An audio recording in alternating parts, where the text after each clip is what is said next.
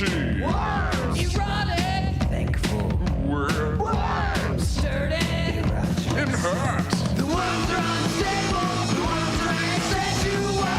Unstable. The worms are asexual. Sexual glue. Worms. Sexual glue. Taste of the drive upon the sidewalk. Sexual glue. The worms are unstable. The worms are asexual. Unstable. The worms are asexual. Unstable. The worms are asexual. Unstable. The worms are asexual. Sexual glue. Worms. Sexual glue. Worms. Don't leave us drag upon the sidewalk. We're dried up on the sexy sidewalk. Don't leave us drag upon the sidewalk. We're dried up on the sexy sidewalk. The worms are unstable. The worms are asexual. Unstable. The worms are asexual. Sexual glue. Worms. Sexual glue. Worms. Sexual air. On the sexy sidewalk. Worms.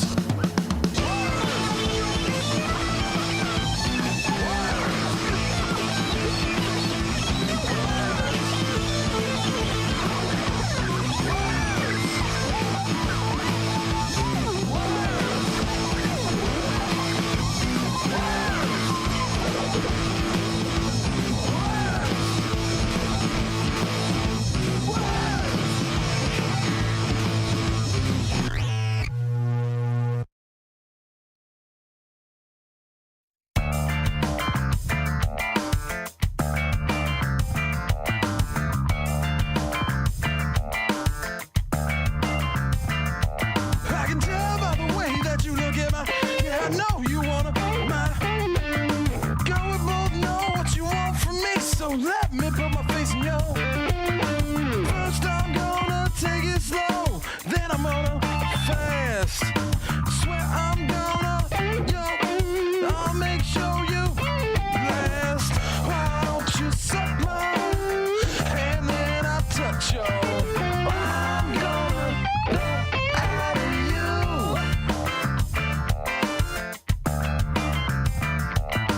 I'm gonna out of you. Whenever you come around, I can't stop thinking about you. I wanna all over your pretty face and stick her in your teeth. So go when you're mine. Don't forget to with mine. I got my mask on, girl, it's my make sure they wash it down with mine. Why don't you suck mine, and then I'll touch your. I'm gonna out of you. Oh, baby, I'm gonna out of you.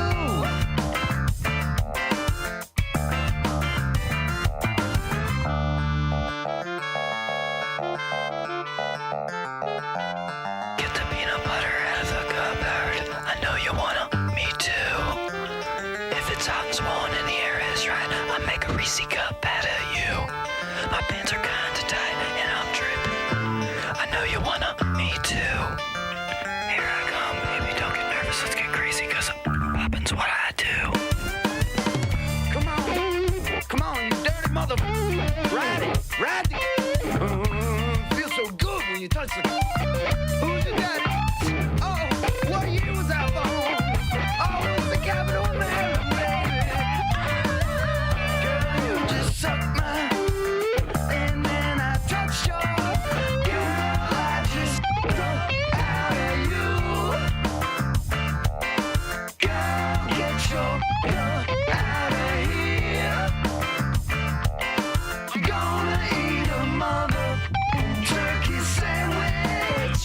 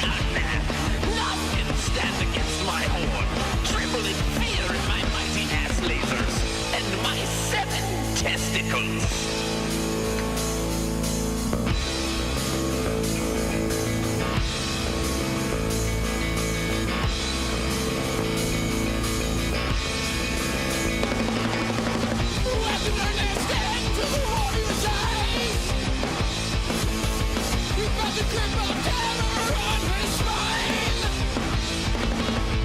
And so he reached his hands across the boundaries of time. And the warrior knew the darkness must pay for his crimes. Putting the lightning, clutching the sword, Bongcalibur. Facing the knock-knock, fighting the horde, Bongcalibur. Slaying the ogre, vanquish the beast, backing up his fine glass piece, doing it all for the queenly deeds, Bongcalibur. The ogre slayer was outnumbered by the horde. He stood his ground for 7 days with his mighty sword. If he was to taste defeat, they would surely take his weed. The ogre slayer would not bend to the Mjolnir's greed.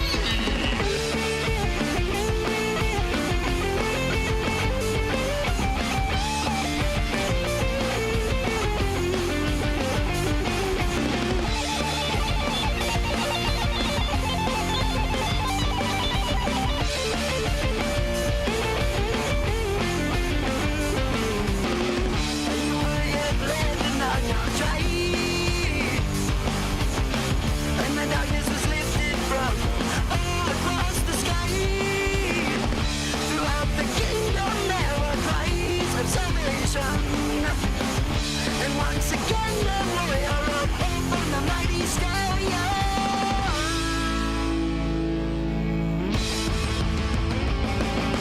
Wielding the lightning, clutching the sword, Bongcalibur.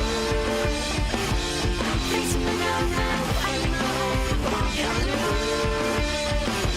Slaying the ogre, vanquish the beast, backing up his fine glass piece, doing it all for the queenly deeds, Bongcalibur.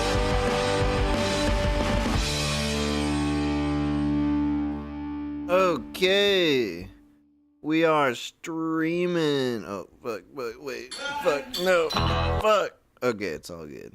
It's all good. We're streaming. It looks like the sound is coming through both ears. That's a win. We had some tech fails, some epic tech fails, setting this shit up.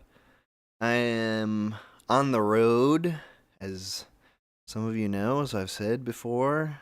I have no home anymore. I mean, I never owned a home, but I lived in a home. I lived in my brother's home for a few years. That's all gone. That's a thing of the past. Living a life of comfort and leisure and free of charge. I mean, I owe rent. I owe it. If I wasn't paying it, I haven't paid it. I've paid some of it. I've paid more than half of it. Just to be clear. But yeah. Anyway, now, nope. No home to call my own or to steal from others. I'm on the road and I'm on my shitty fucking laptop and it fucking sucks. It couldn't handle Slouch's beautiful HUD, which we know from all the previous call-in shows. It was taking up 75% of my CPU just to loop a fucking MP4. It was making me insane. I was basically losing my fucking mind. I was punching my laptop. I very much wanted to just do one of those BAM! Like fucking backbreaker moves on my laptop and break it in half. It's this horrible. It was a $400 laptop. I got it in Montreal. It's got fucking French words all over it. It doesn't have an escape key. It has a ichap. It says ichap. And caps lock says vermage. And pause, break. I don't know. It's just got a bunch of French words on it. So obviously it's a piece of shit. And it was $400, which is really the big reason why it's a piece of shit. It can't loop an MP4. That's too much for it. So anyway, we're going like this. This is the blackout stream. This is like we lost power, but we're somehow still able to stream. Anyway, I am on the road. I'm in beautiful sunny Canada.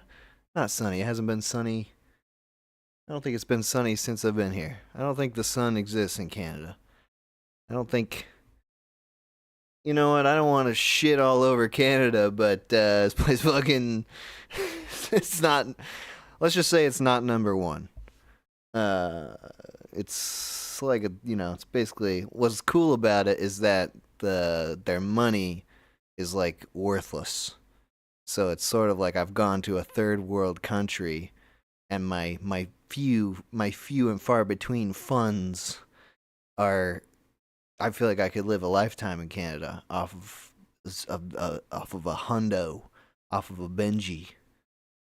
Sort of what I've been doing. I've been living it up, going to the grocery store every day and be like, I don't care, I'll buy whatever. I even bought mayonnaise at the grocery store, which I hate doing in America because it's so expensive. It's like $5, and here it's like $6. But that's Canadian dollars, so really it's like $4. So it's fine. Anyway, it's not important. The topic today is moida, because I've been watching a lot of Columbo recently. People have been telling me to watch Columbo for a long time, and I never did it because, whatever, it's just... I'll never do anything anybody says. Yeah. So I'm a fucking maverick. I only watch Seinfeld. That's all I have time for. Anyway, I decided for some reason to start watching Columbo. And what a great show it is. Columbo is a great character. It's a wonderful thing. It's all about moida. And so I thought what was on my mind today was who would I, if I was a moiderer, just hypothetically, who would I moida? Who would I do it to? And how would I do it? What would be my moida weapon of choice? What would be my plan? Would I have a plan that was so sophisticated that even Lieutenant Columbo could not suss me out? Probably. That seems unlikely because he's like a fucking super genius. He's a superhero. And he made a good point. I was watching the pilot last night.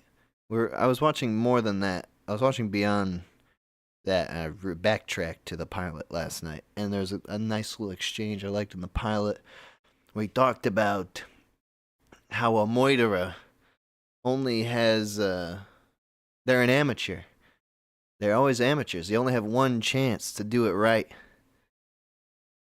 Whereas the police, the detectives, they're professionals. They deal with 100 moidas a year. They've seen every which way inside and out.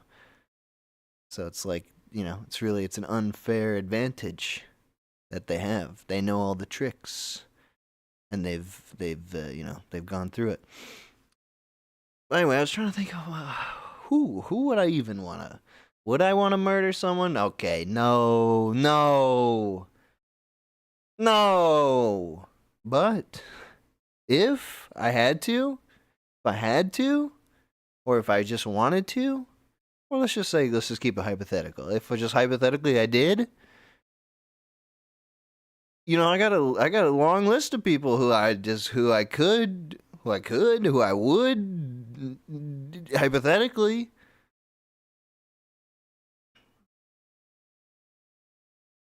Like, there was this waitress who I was at hibachi like a couple months ago. It's still sticking to my craw. This waitress, we ordered sake at the hibachi, and she's like, "Oh, okay, yeah, sake, oh yeah, love to get you sake, but just so you know, I was in the back and I noticed all the cups were dirty." So we might not have any cups for your sake. Is that okay? What the fuck are you talking about? You don't have any cups? You don't have any cups for the drink? How is that possible that you would even... Why are you even telling me that? Just go wash the cups. Wash the cups. How long does it take to wash a cup? 3 cups, my God. In the amount of time it takes to explain it to me that you don't have cups, you could have just washed those cups. And I don't know if it's your job specifically to wash the cups, but it's your job to just fucking bring me the cups. And another thing, the same waitress, she's putting down our waters at this is before the whole cup business, the whole cup nonsense. She's putting down our waters and she says, "Do you want straws for that?" Yeah. Yeah, you don't need to ask. Just put them down. Just put the straws next to the cup. You got your little pouch on your apron dedicated solely. It's got like 1,000 straws in there. So you just dole them out. All right? What are you waiting for? That, I think, was some sort of like environmentalist thing. It's like, she's probably like, in her mind, it's like, well, these people care about the environment like I do. There's no way they're going to want these straws. But I don't want to put my fucking mouth on your dirty fucking cups. I already know the situation with the cups in this restaurant. It's dire. Anyway, I guess I'd moida her.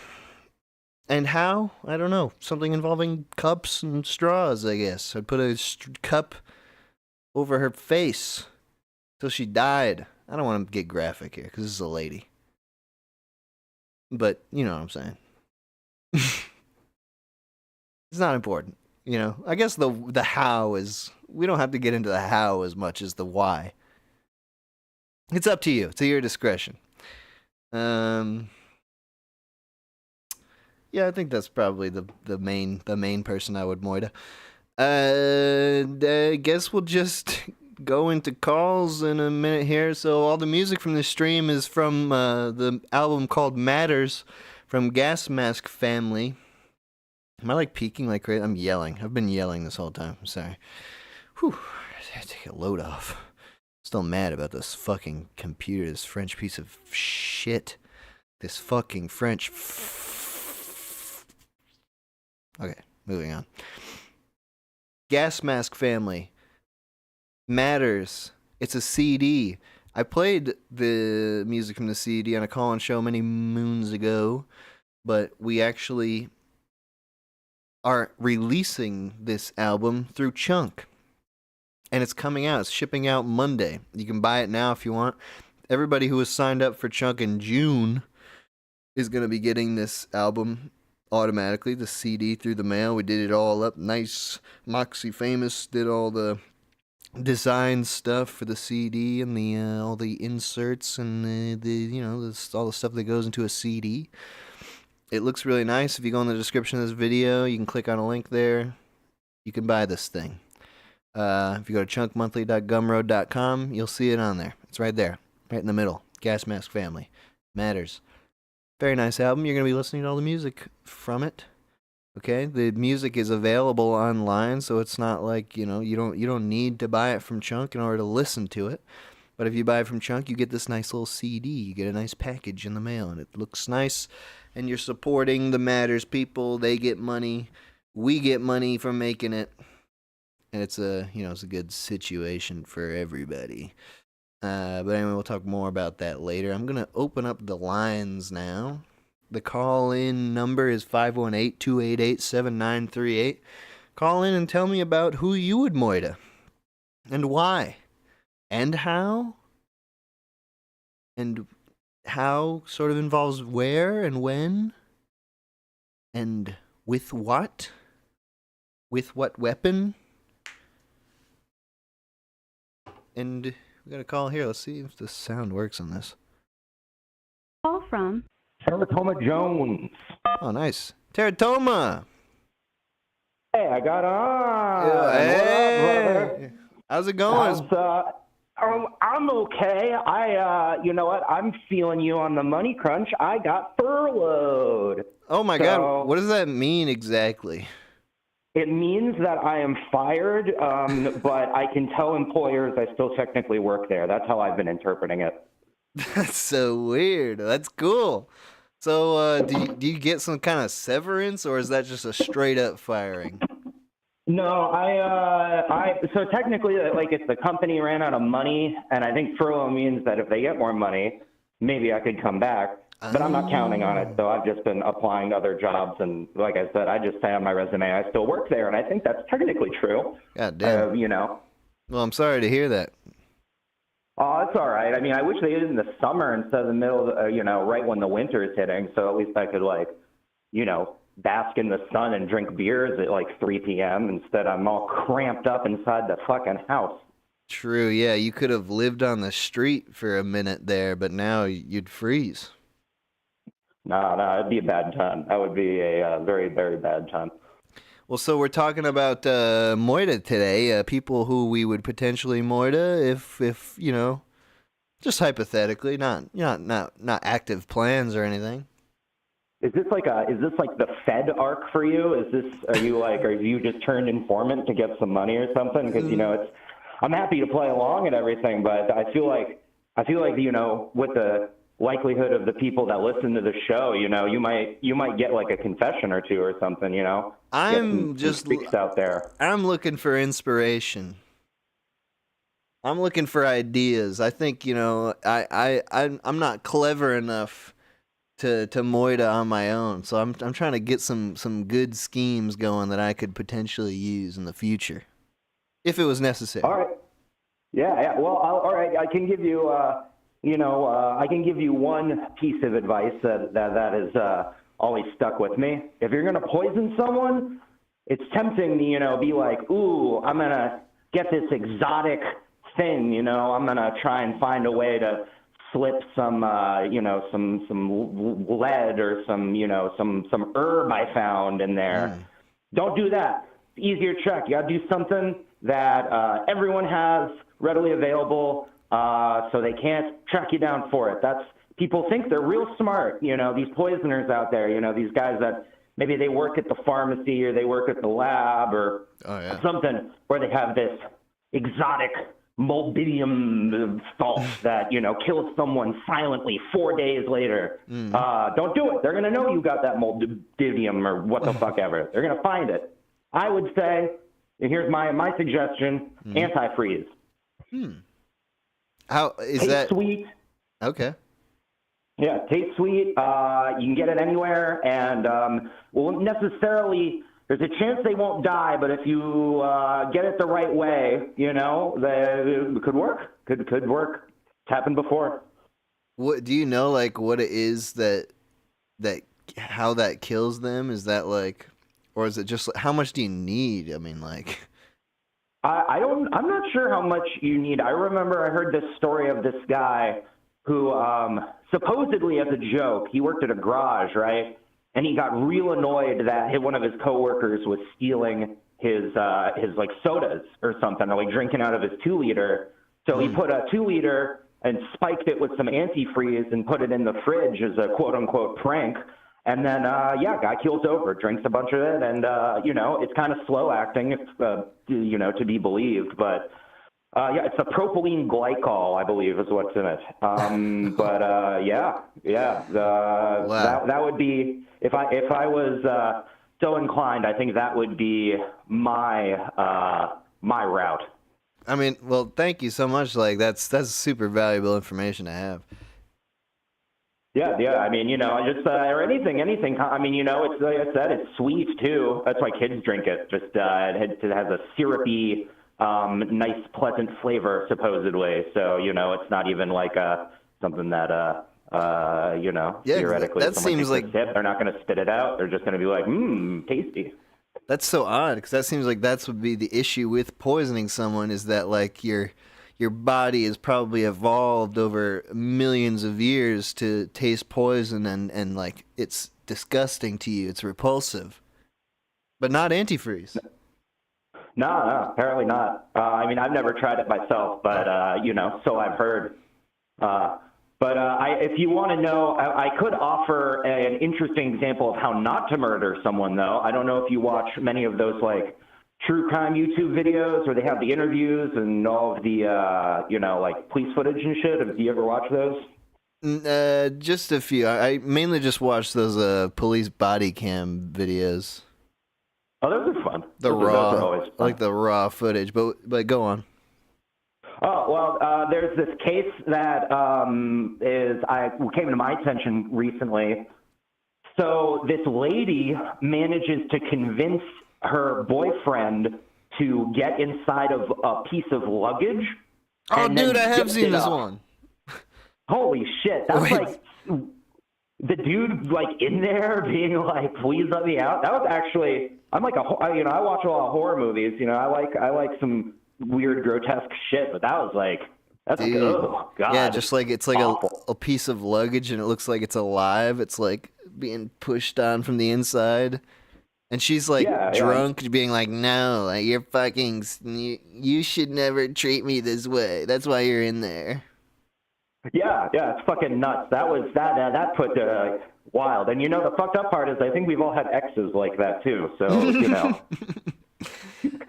Yeah, I really liked because her being interrogated through that whole video is great. Like she's like, "We were playing, okay? How do I explain that? Okay, we play around. We play hide and seek. What do you want?" I took a nap. He was in the luggage. Oopsie. Yeah, man, that's I would say that's not the way to do it. At least if you're gonna film it. I think that's the other thing. I think that was the big issue there. I think. Yeah. I would say in general, yeah, don't film your murder. No matter how funny it is. But yeah. I mean, so I guess that's my suggestion for the murder plot. Or alternatively, just shoot someone. Just shoot them. Oh, yeah. You know them. Just a poor part of the town. Just shoot someone. Drive away. Pretty easy. A lot of those you can get away with a lot. All right, great. Teratoma Jones, thank you for the advice. As always, take it easy, buddy. All right, have a good one. Bye. Yo, it's Billy. Billy? Yo. How's it going, dude? Good. How you doing, man? I'm great. We're talking about ways to murder people today for some reason. Moida. Hey, my wife and I love Columbo, dude. We watch it all the time. I'm glad to see another Columbo fan out here. Dude, yeah, I'm just getting started. I've only seen 4 or 5 episodes at this point, but I'm hooked. Oh, yeah. He's like glass eye. Oh, I could tell something was up there. I didn't know it was a glass eye. I thought he just had a lazy eye. No, man. Yeah, fully glass. I don't think it's ever in the plot, but yeah, factoid about the actor himself. I forgot to do the name. That Peter Falk. I like that though. Falk. That adds something to it. It's like his mystical glass. That's like how he watches the beginning of each episode, how he knows who the murderer is before he's even talked to anybody. Yeah, it's like a clairvoyant narrative device. Exactly. I dig it. So what would be your do you have a person you could think you could murder, or do you just maybe you'd have an idea of like a good kind of murder, or anything about murder at all? What's your piece on this? I would personally skew like murder noir. I think I'd get some dame to fall in love with me and then have her act it out. I want to be as far away from it as possible. Mm-hmm. Like I feel like stabbing would be super personal. Shooting also you got to see them, but if you get somebody else to do it entirely, I'm tapping into my Peter Falk. Oh, you're gonna seduce a woman to murder for you, or are you gonna pay her? Like what? I mean, yeah. There's a lot of ways to do it, I suppose, if you want to, get into the nitty gritty of it. I would prefer the seduction mode. But something I just learned from Columbo watching it last night was that you should never put your future in the hands of a woman, because Columbo's just gonna yell at her and spook her, and she's gonna give you away. That's fair. Maybe double layered aliases. Yeah, I mean catfish. Yeah, we got to work with the tools we have at our hands, right? Yeah, we're in the modern world. Columbo has no idea what the internet is. A modern catfish noir. So you're gonna pretend to be someone else. You're gonna talk to a lady online and get her to murder someone in your life, but she doesn't even know who you are, really. Yeah. That's pretty good. It's got layers. It's a bean dip, moida. How I mean, you got to be like a real fucking smooth operator though to get someone convince a lady to moida for you online. It reminds me actually of the feds. Speaking of the feds, last caller was saying this might be a Fed sponsored stream. But the feds in real life, they have like those ladies who text lonely guys online and they try to get them to turn into domestic terrorists. Is that real? That's real. There's a real thing that happened was like they were trying to pin this guy. It's like he posted on some sort of Facebook group or something. It was just sort of ISIS friendly Facebook group. You know, hey, we've all been there. But they get his name through that, and then they've got a lady, or maybe it's a man pretending to be a lady, and she gets into this long online relationship with him, and she's trying to radicalize him to say that he's gonna like blow up somebody.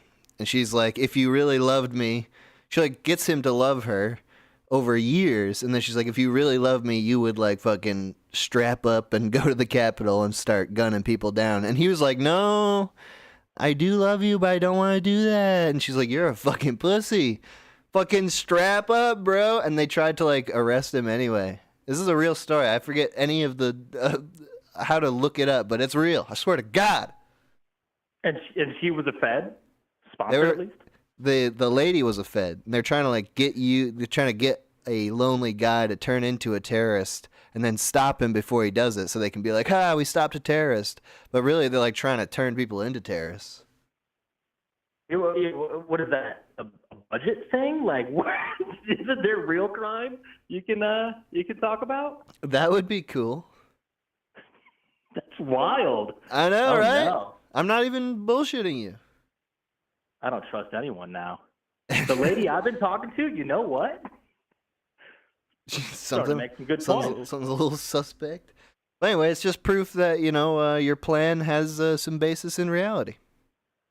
Well, it sounds to me like there's a market out there. There are people already doing this who are good at it. So hopefully, I don't know, maybe some deep web something. I bet they're out there. They're professionals, but you can you could break into this in an independent way. Well, good to know. right. I feel like now you're convincing me about it, but that was not my intention when I called in. No. I mean, you should just do whatever you want to do. I'm not trying to tell you. But hey, thank you for calling in, dude. Giving us your idea here. I think that's a good idea. Anybody could do that.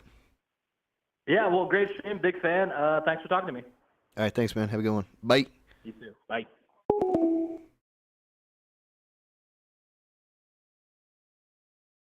From Kane. Was it Kenny? Kane. Oh, Kane. Like, I don't know if you're into wrestling. Oh yeah, I know the Yeah, Kane like you're talking about. Big Red Machine, dude. So what's up, dude? How you doing? Pretty good.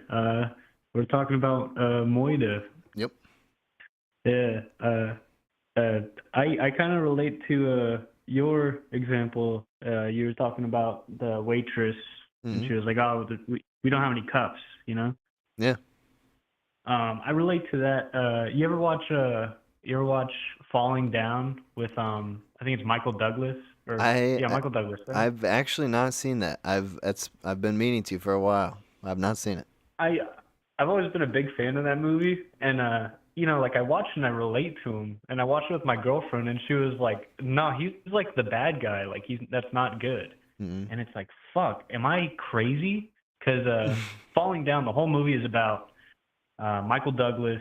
He just fucking flips out. People are like being annoying, and they're like getting on his nerves, traffic and everything, and he just loses it one day. Loses it and starts gunning people down. No, like that sounds more like that one indie movie that's like in Britain or something. I forget what it's called. Where the guy like suits up in this big like thing and like just kills the whole town.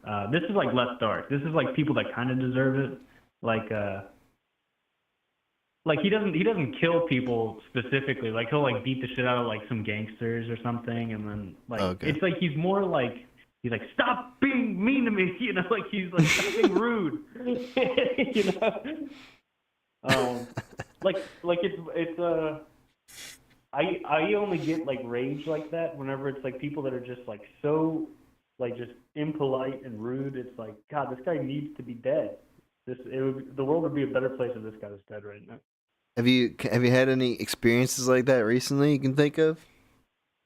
It's totally like not justifiable reasons though. It's like people that are just like in their own world. Like what do you mean? Like people that road rage.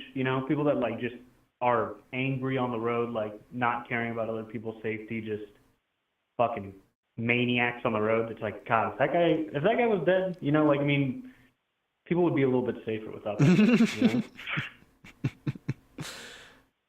I mean, it's like just, is it? How do you determine? It's like when is it appropriate to just go full vigilante mode and just start being violent? Yeah, like being like the Punisher or something. Yeah, exactly. It's hard to say because it's like okay, like the road rage guy. Yeah, he's a dick, but it's like he hasn't really killed anyone. And you can chalk that up to like someone could just have a bad day and be a bad person in that moment. Like someone that like sure. doesn't hold the door or like is just rude to like some cashier at the grocery store in front of you. Just like weird shit like that. You can chalk it up to like, he probably had a bad day. But when can you say like justifiably in an everyday sense, like, man, that guy, he's got it coming, So you gotta start following them. It's like as soon as they do one action, then you gotta put a tracker on them, and you gotta. Yeah, exactly. They get 3 strikes. You gotta stalk them. Yeah, you gotta stalk them and see if it's like an everyday thing. What they're like with their home life, it's like, you gotta stake them out. Yeah. You gotta get a good amount of observation, and then it's like, all right, it's too late, bro. Like I've been watching you, dude. I've been the opposite of a guardian angel to you. I've been over your shoulder, just waiting to determine if you should die immediately. Yeah, just always following me with a piano wire, just waiting to. All right, well, dude. But yeah, well, yeah. I can see how that first guy was like, this is like a kind of like fed, it's kind of like crazy to be like, man, I really want to kill this guy that cut me off today in traffic. The good thing is, we don't see your number or anything. I mean, it would be a fed stream if I was feeding this information, but in terms of it being a public thing, this isn't really public. But hey, for you, and this is not a scary question to answer because you're not gonna murder anybody. I know you. You're not gonna murder anybody. But how would you do it? How would you do it if you had to do it? If you had to. If there was a guy who it was too much. He was asking for it. You did all the due diligence. You've been watching him for weeks, and it's like, you know what? I got to do it. What would be the method? I would give him a warrior's death. I would give him a good chance, where he is a like a duel. I'd probably quick throw him a knife and be like, all right, right now, you gotta prove yourself. That's good. That's good. That's very honorable. Yeah, and if anything, he does win, he's gonna live the rest of his life like, I gotta be on my toes. I gotta. All right, that's great. Thank you for calling in, dude. Good hearing from you. Yeah, thank you. Thank you for running this. It's awesome. Right. Have a good one, man. Bye. You too. Oh, we are flying through calls. Tony. Motherfucking goddamn scum sucking. Hey. Hey, what's up, dude? Hey, how you doing? Hey, I'm good. How you doing? This is Tony? It's Tony. I'm the beginning and the end. How are you? Oh, I'm good. What does that mean? Is that your nickname or is that a... I'm standing over a corpse. Oh, Tony. You killed a man. Tony, where's the Tony? Nice to meet you. Wait, did you kill him, or is this happenstance? This I corpse? simply took care of business. Things followed through. He didn't want to listen. This is where he ended up. I can't say for sure if it was me. I just know he put himself there. Could you give us the background of this situation? Is this a money dispute? Is this a woman? No, sir. You see, it's a thing of disrespect, okay? Oh. It's fucking disrespect. The goddamn kids these days are out of their minds. What happened, Tony? Tony, talk to us. We wanna understand. I can't. I will say this. He came to my boss, and he asked him for money. My boss gave him some money. This fucking prick goes 3 weeks, goes to my boss, and he comes back. You know what he has to say? I lost it. You know how he lost it? Gambling? How did you know? I've heard this story 1,000 times, Tony. Well, it's business as usual out here in the Nevada desert. Oh boy. So your boss, so it's sort of you're working for your boss, and you got to explain to him that the money's gone. So this is sort of this is the explanation. This is what makes it better. Is you gotta. Well, see, we lost the money, but in turn, we gained his family, and we should be able to get some money off of them, I think. You what? We know some people down in the Bahamas. They own some islands. It'd be really easy to offload them. It'd be like him and his bloodline never existed. Oh, wait. You're saying you're gonna sell his family, or they're gonna be gone too? As far as I'm concerned, man, they're not real. They're not human. They're an asset, a liability, and the contract this man signed in blood.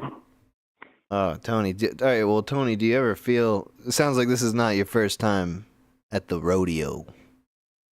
I don't think it'll be my last. Do you ever feel any remorse for your business here? I'm going to tell you, it's starting to wear down on me, man. You lay in bed at night and you swear you hear the voices of, please don't do it, please don't do it. And then I do it in my head again, and it won't stop, and it's every night. I want to get out of the game, but I'm worried that next time it'll be me in this fucking hole. Wow, that's some heavy shit, dude. Do you get paid good? What's the money like for you? Living the next day. What? That's the payment around here. As soon as you skip ship, you're fucking in a hole. I get paid by gracing this earth. Oh man, dude, how'd you get into this? Where did this start? It's you know how they like to talk at the kids, man. You know, you go look at the Mexico, okay? Down in Mexico, they fucking glorify the cartel and they love them, okay? They've got a name for them. I think they're like chupas or something. I don't know, but it's a cultural thing, man. You grow up in a bad spot and you idolize the wrong people, and you grow up to be the villain you never wanted to become.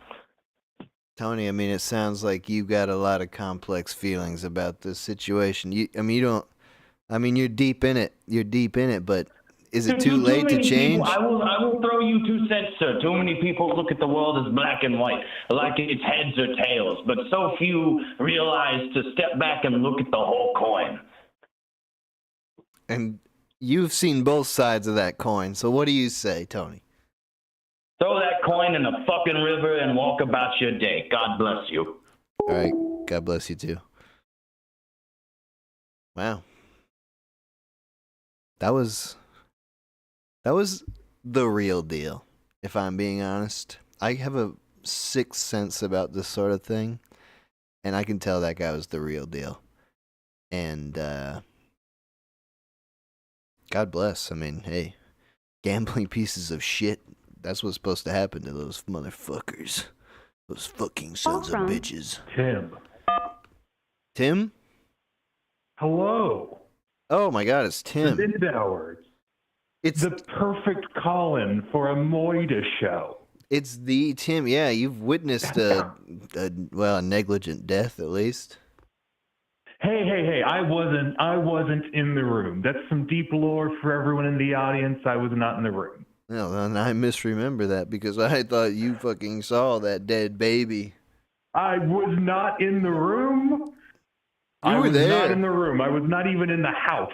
All right, whatever. Well, we're splitting hairs here. We're talking about modern moidas. Modern moidas. All right, listen. Would you like? Do you want like some real ass legal advice on some shit? Oh yeah, because you were training to be a lawyer. You were a lawyer. I am Are a a lawyer? 3L in law school. What does that mean? 3 lawyers? It means I'm finishing up my last year. I had a legal job over the summer. Let's not talk about that. Okay, That was a confidential communication. Yeah. We're just going to let that sleeping dog, that sleeping, rotting, homophobic dog lie. Easy for me. I have no problem Okay. letting that lie. All right, give us some advice here, some legal advice, So because you're here's an the thing. expert. All right, first off, almost everyone caught for murder, fucking stupid. Okay, the number one way people get caught is they talk about it. They talk about it before they do it. They tell everyone that they hate that person, that they wish that person was dead. After that person's dead, they say, I wish I murdered that person. I never would, but I'm so glad they're dead. Like they just talk to fucking everyone they know about this person that they wanted to die, that they wanted to murder, and that person is now murdered. Yeah, that's a pretty strong connection for the police. Yeah, and here's the thing. There are all these hearsay rules, but when the government's putting you in jail for murder, when they're putting you on trial, they can use anything you say. That thing, anything you say can and will be used against you in a court of law. It means everything. Including All right, so here's the everything big- that people heard you say. Yes, so that would normally be hearsay, but in the federal rules, in federal cases, and in the majority of state cases, if it's being brought against you, it can be used against you. Like if you say it or write it or nod or shake your head, they're going to say it. Wow. Yeah. Damn. All right, here's the other big thing. Okay, when you can be arrested in a couple of different ways. One of them is through a grand jury indictment. Okay? And not every state uses them. The federal system uses them for some arrests. What it means is that you may hear grand jury and think that's like something that they have to actually have something against you, but they don't. The saying is that a grand jury would indict a ham sandwich. Okay? If a grand jury refuses to indict someone, you know what they do? They get rid of that grand jury, they accuse them of being a runaway jury, and they get a new grand jury. So that whole process is just not real. It's a rubber check mark. It's a rubber check, and it only has a check mark on it. I see, okay, I there's people hear grand jury indictment, go, oh my God, is Trump going to get indicted? Of course he's going to be indicted. Anyone can be indicted. You can indict anyone. And then you're indicted, then they can go arrest you. And a police officer can arrest you if they have probable cause. And you may think, oh, probable cause, that sounds like, oh, they probably did it. They must be like 75% sure. That's not true. They have to be 50.000000 repeating infinitely 1% sure. It is a feather on the scale of justice to have probable cause. They have to have the slightest reason to suspect you, and they can arrest you, and they can hold you for a very, very long time without even charging you with anything, without even bringing you to trial. Can you think of what would be a scenario of something that would be considered probable cause that maybe we wouldn't, like in our layman's terms, like expect to be probable cause? I mean, so let's say you're in the area around a crime, right? Like, let's say you're at, a fucking Kroger, your Piggly Wigglies, whatever your grocery store choice is. I don't care. Maybe you're fancy and go to Walmart and pay those jacked up Walmart prices. And if you just happen to be in the area, I saw this. This was a case that I saw in court. I didn't represent it, so I can talk about it.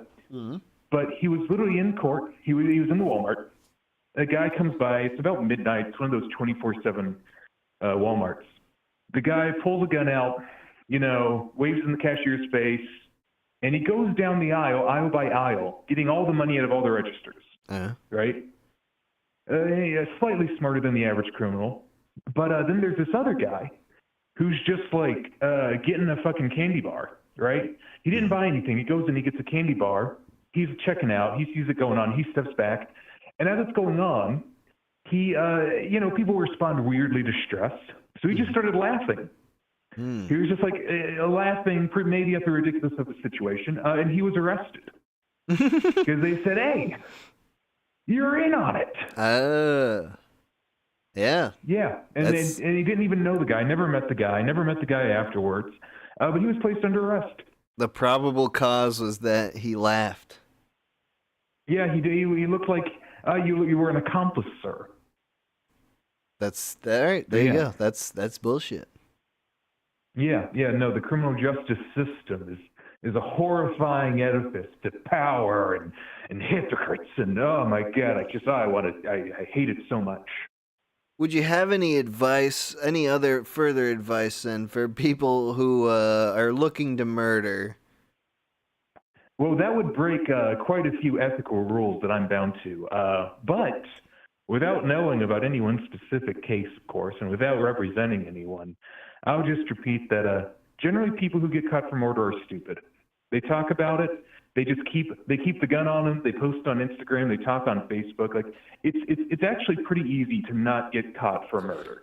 Well, isn't it also true that like generally the people who murder, like most of the murders that are committed, are not like some sort of genius serial killer. It's like some guy gets really drunk and kills someone who he's hated for a long time, or like his wife or something.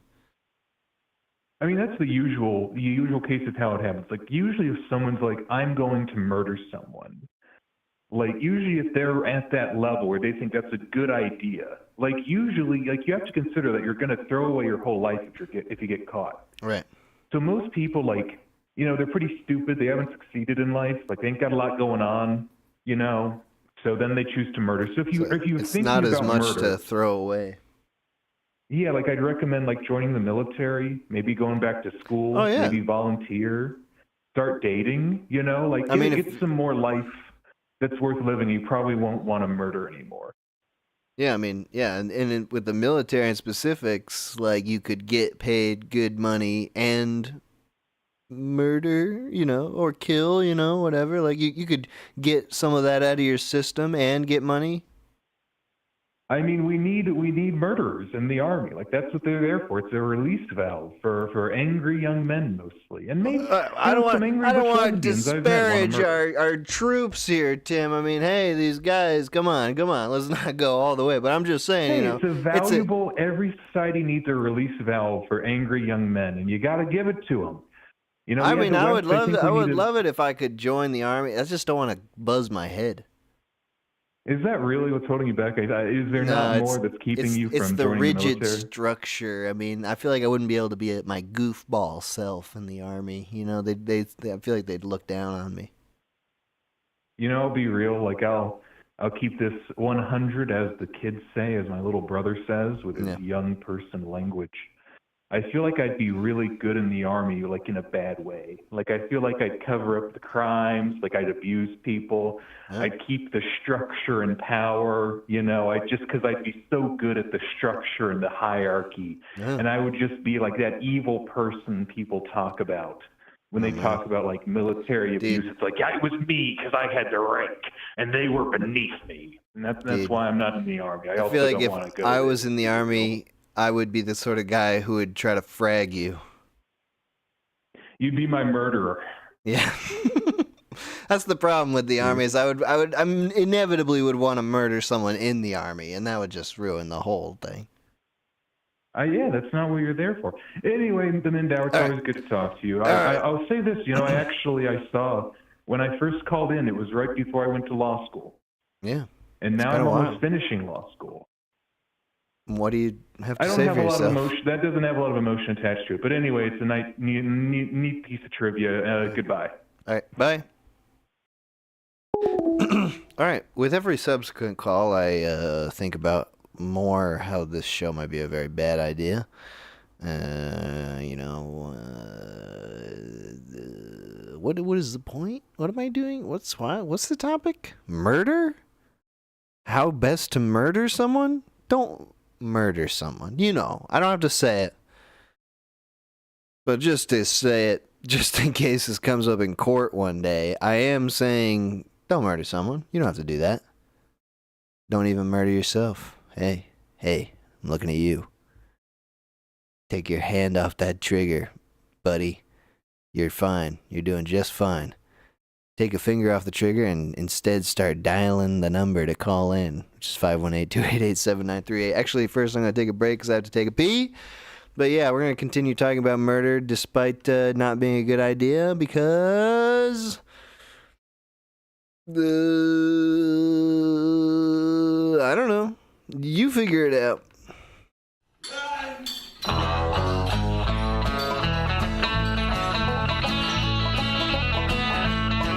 I was kicking back, having a beer, wondering how I'd gotten here. I don't know exactly what I am right now, but there's nothing I'd rather be. Smoke some crack, did some spank, pot, pussy, mescaline, and beer.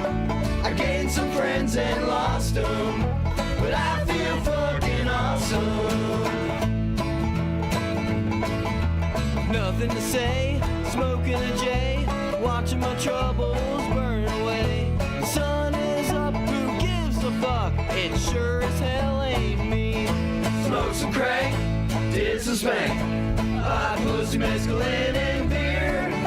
I gained some friends and lost them, but I feel fucking awesome.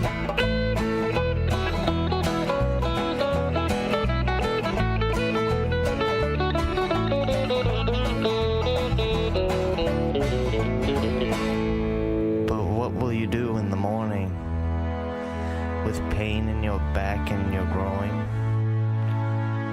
When you're feeling broke and hollow, I'll think about that tomorrow. Smoke some crack, did some spank, pot, pussy, mescaline, and beer. I gained some friends and lost them, but I feel fucking awesome. Smoke some crack, did some spank, pot, pussy, mescaline, and beer. I gained some friends and lost them, but I feel fucking awesome.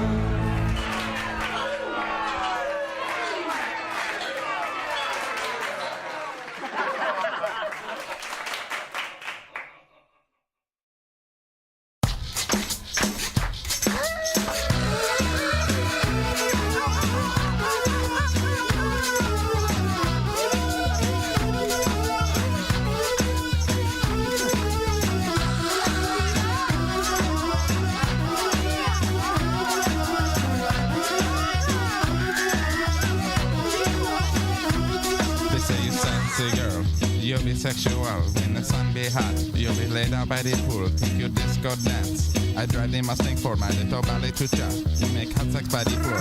Red Bull, sexy bull, musical. Red Bull, sexy bull, Ida. Red Bull, sexy bull, musical. Red Bull, sexy bull, hi there. Duper, duper, duper, duper, duper, duper, duper, duper sex. Duper, duper, duper, duper, duper, duper, duper, duper sex. Like a bull, like a ball chucha, like a bull, bull, like a ball chucha, like a bull, like a ball chucha, like a bull, bull, like a ball chucha.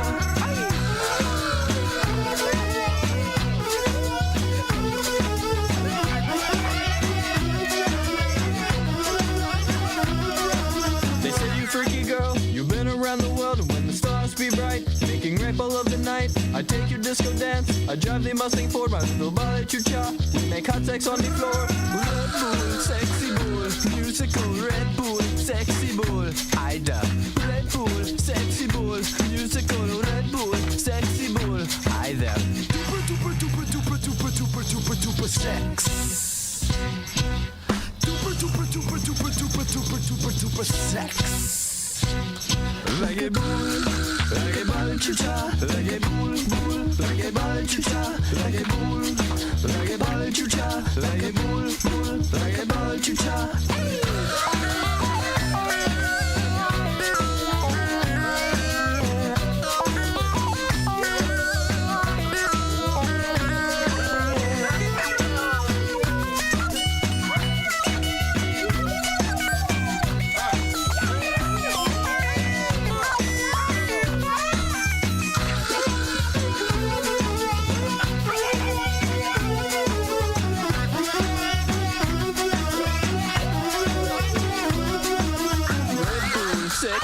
Bull, musical, Red Bull, sexy bull, Ida, Red Bull, sexy bull, musical, Red Bull, sexy bull, hi there. Duper, duper, duper, duper, duper, duper, duper, duper, sex. Duper, duper, duper, duper, duper, duper, duper, duper, sex. Like a bull, like a bull, chicha, like a bull, bull, like a bull, chicha, like a bull, like a bull, chicha, like a bull, bull, like a bull, chicha.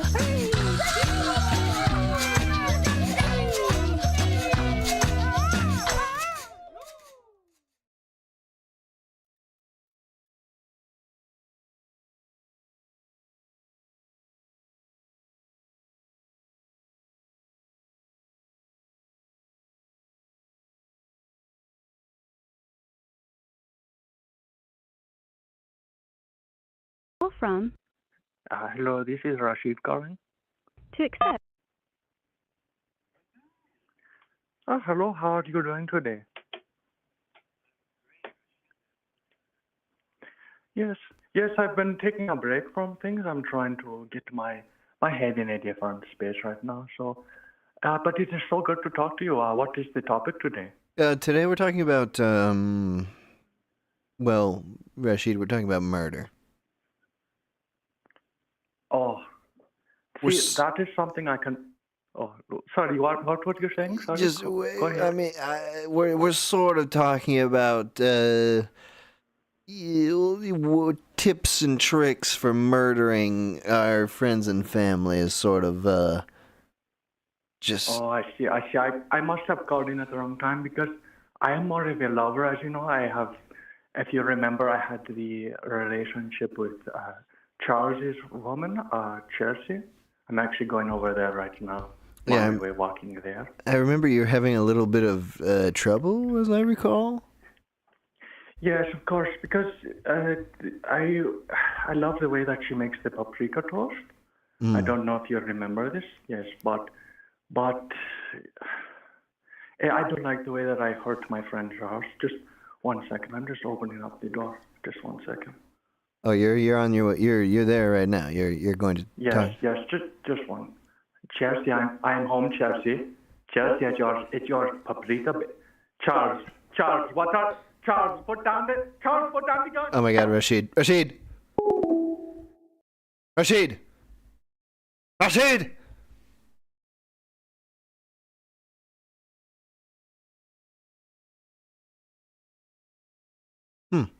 Well, that was weird. I mean, I'm not gonna call that in or anything, obviously, but like, I'm sure it's fine. I mean, Jim? Oh, we gotta move on. Hello? Hello? Who is this? Jim? How's it going, Jim? Man, I weigh fucking 210 pounds. God damn it. Hey, what's going on, man? Is this the murder hour? That's right. That sure is. What do you have to say about murder today? Well, I tell you, man, I've never killed a man that didn't have it coming. I'll tell you that right now. Oh. How many men have you killed? I guess you shouldn't say. You know, I couldn't put a number on it. You know, at some point you just kind of lose count. What's your go-to method, I guess? We're trying to figure out ideas for how this all works for the amateurs amongst us. Well, you know, I've borrowed a lot. I've never been able to do such a thing on my own. I would say my preferred weapon of choice would be a rifle, but I have been known to take a man's life with the main battle tank gun of an M1A1 tank. Oh, wow. Really, I mean, that sounds like a good idea because there can't be much left after you strike with that. Yeah, pretty much takes care of himself. You know, half of his head's in Kuwait and the other half's on the other side of the border. So, you know, sorts itself out. Kuwait is pretty far away, so these are not murders happening on domestic soil, is sort of what you're saying. Yeah, the ones we're going to talk about today, yeah, these are all overseas. These are all sanctioned by the former Honorable President Barack Obama. It's all in the books. It's all taken care of. It's all above board. No, nothing to see there. All right, okay. Yeah, I mean, in fact, if you do a good enough job, they'll actually give you little medals for killing enough people. Wow. Well, I mean, I guess first thing is thank you for your service. Oh, thank you, brother. Yeah, Veterans Day is tomorrow, so I'm already kind of half-hammered. I apologize. Well, that's no problem at all. I'm in the same boat.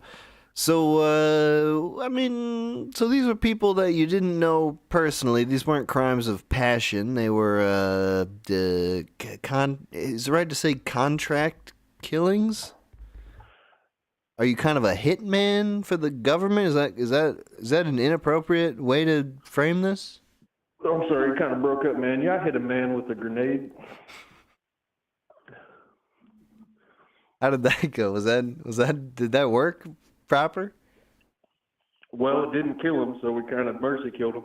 A couple shots to the dome after that, but that was pretty good because I've never been much for throwing grenades until it counted. Wow, this is so how much you've got a lot of practice with this. I think I've had a lot of luck on my side, you know, because they talk about the fog of war. You know, you never know if you're going to come home or not. You just it's all up to the luck that God's given you and the fact that we have billions of more dollars for our government's military than any other country. Would you say that you are blessed? Well, yeah, brother. # blessed. Have you ever, having developed these skills professionally over, I'm sure, a number of years, have you ever thought about performing one of these actions in your own personal life for your own personal motivations? Well, I did think about it, but, I'd like to leave that life behind me. It's been a few years now, so I'm just, a polite fella that pretty much keeps to himself and gets off sexually on people fixing my vehicle. Oh. Well, that's perfectly normal. That's perfectly all right. So you're fine leaving this life behind. You don't have any kind of PTSD or feelings of remorse or. Well, not that I can think of. My wife has told me that I've woken up in the dead of the night before and strangled the shit out of her a few times. But other than that, man, I really can't complain too much. I really appreciate the free meals I get on Veterans Day once a year. Try to hit up all the stops, go to your nice, Applebee's. Mm-hmm. Get a nice little entree there, and then go get a few bagels at the local coffee shop, and, it's not too bad. I'd say I have a clean conscience. The president told me to kill these people. I killed them for them. They compensated me, and, we're all square with the Lord. Yeah, I mean, that was going to be my next question, was about your religious, your spiritual side, and because, I mean, the president is one thing, but of course there is a higher power beyond the commander-in-chief, the commander of the universe. Amen, brother. It goes God, wife, Dale Earnhardt, and that's pretty much it. But you feel squared away. You don't, I mean, do you ever feel like you were doing these killings? Feels like a harsh word to say, but these transactions, these life transactions. Do you ever feel like the Lord was the one who was commanding them? Man, that's a good question. I've never really thought about it like that. I guess it just depends on you. Everybody's different. Some people are the happiest they could be flipping burgers at the local McDonald's. And not everybody can do that. Some people get stressed out. I like to think some people are really good at killing motherfuckers. Well, we appreciate you using those services for good because, there's a lot of people who've been out there and they do what you're doing, but for evil, for other entities like the devil or Kuwait. Yeah, I'll tell you, brother, man, it just made my blood boil. When I thought about what I wanted to do, I thought about all those bad guys over there plotting and scheming against the United States. And, it was the only 10 commandment I had left to break was kill somebody. So I figured I might as well get all 10. And, it all kind of worked out. We went over there and viciously and maliciously closed with the enemy, destroyed, and came home. And again, we thank you for your service. And thank you for calling in as well. It's great hearing your perspective on this. Oh, hell yeah, brother. Take care. All right, God have a bless. good day. And happy Veterans Day.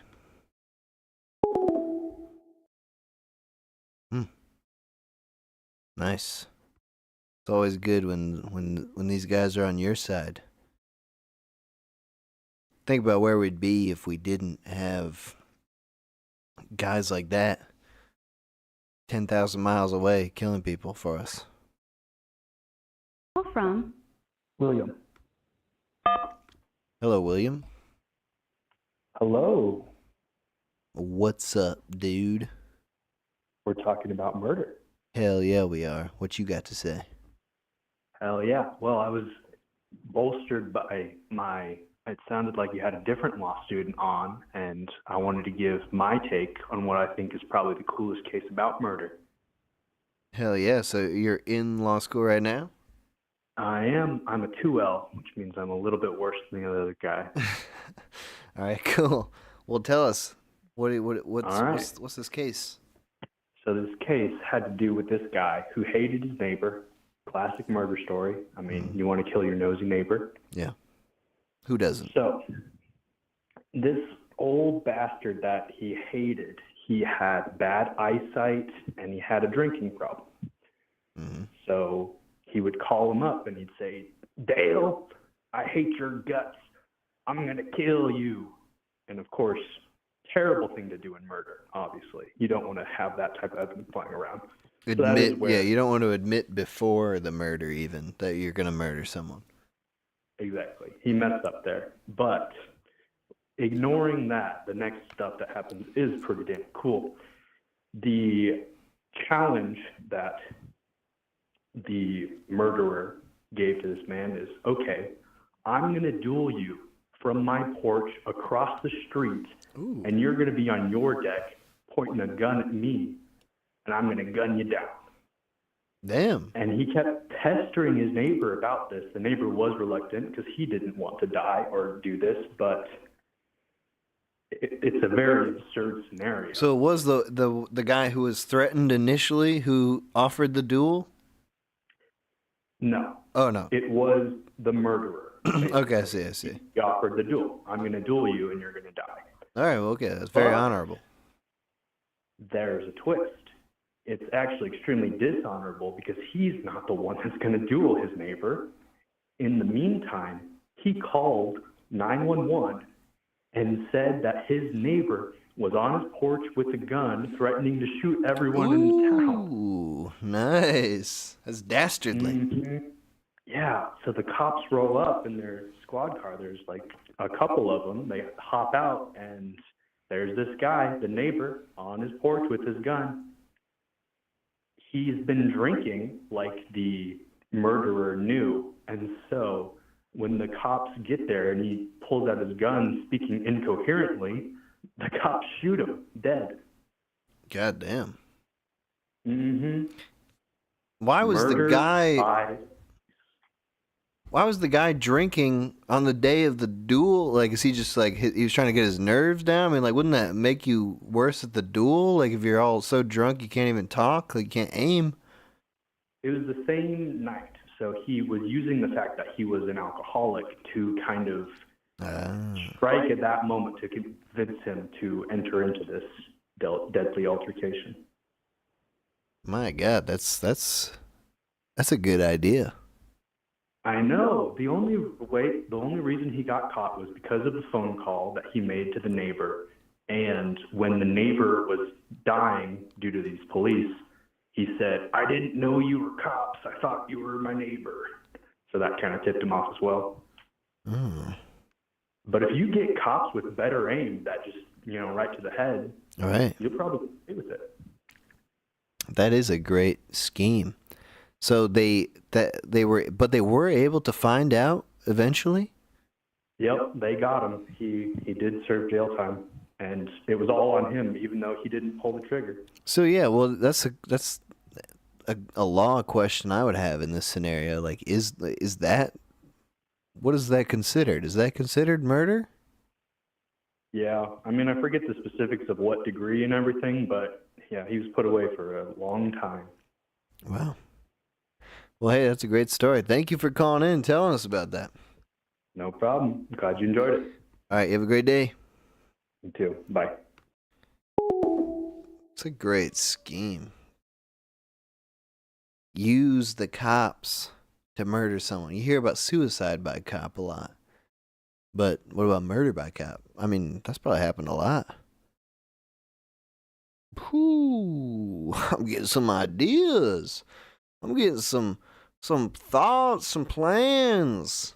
Who could I murder? Probably not that waitress. I don't know how that would work exactly, but... From Phoenix. Phoenix? Hey. How's it going? It's going great. I'm a big fan. It's good talking with you. Good talking with you, too. We're talking about murder today. Yeah, saw that, and I was just talking with my wife over here, and we thought we would share some of the ways we've talked about murdering each other. Oh, yeah. Just for friendly, just a nice friendly discussion with your wife about murdering each other?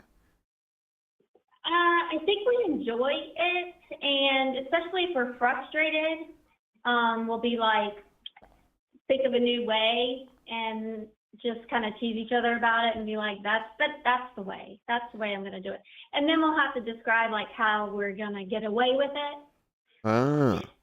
Are they especially painful ways or elaborate ways? Why don't you tell me what are some of these concocted murder schemes?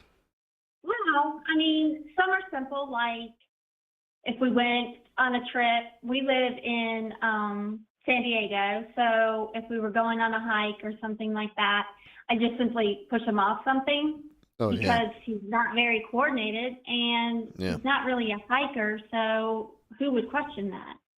That's like the Gabby Petito method. Oh, what is that? I'm not familiar. Oh no, that lady who got murdered by that bald dude. That was her husband. They were going hiking, and she kept annoying him about all the there's not enough water, there's not enough sandwiches, and then he just pushed her off a cliff. That sounds like, us, but in reverse. She would be pushing the bald dude off a cliff instead of the other way around. Yeah, I mean, we know we would just rather, so it's mostly painless, right? Oh, I don't know. You've always said that the best way to off you would be to mess with your medication, so I don't think that sounds too painless. Yeah. Oh, Yeah, so we yeah, talked what would about you a do? lot of, Like poison. you just What's that? you just switch out the medication with sugar pills or something? That would be a slow way, but I always thought, well, I'd like to think that I'd be classier than that and just, do some cyanide or something so at least she dies fast. Oh yeah, that's very very chivalrous of you. Well, the funny thing is, the reason he picks things like that is because he feels I have like a Monday through Sunday pill bottle, and he doesn't offer to fill them up for me every week. So why is he offering this? Is this just part of his plan? Right, it's so easy. It's all baked into the future. He knows he's been planning this for how long have you guys been together? Married? You guys is your wife husband situation? Yeah, and it's 5 years? 6 now. Oh, that's plenty of time to plan a murder. Yeah. We've been doing it since the beginning, I think, maybe year 2. We know each other because we are exactly opposite. So it's just kind of letting off steam at the same time half meaning it. But it's also good to just get this on the record, just in case. I know, I just heard you talking, and I'm like, we're going to do exactly that because, again, nobody admits that they're going to kill somebody. So why would we admit it if we were going to do it, right? Yeah, you're right. But now we know, just in case you guys go on a hiking trip and then one of you comes back and the other one doesn't, now we know. We can just look back to this footage and be like, oh, that was the plan all along. Right, but obviously it wouldn't be one of those ways that I'm talking about now, could they?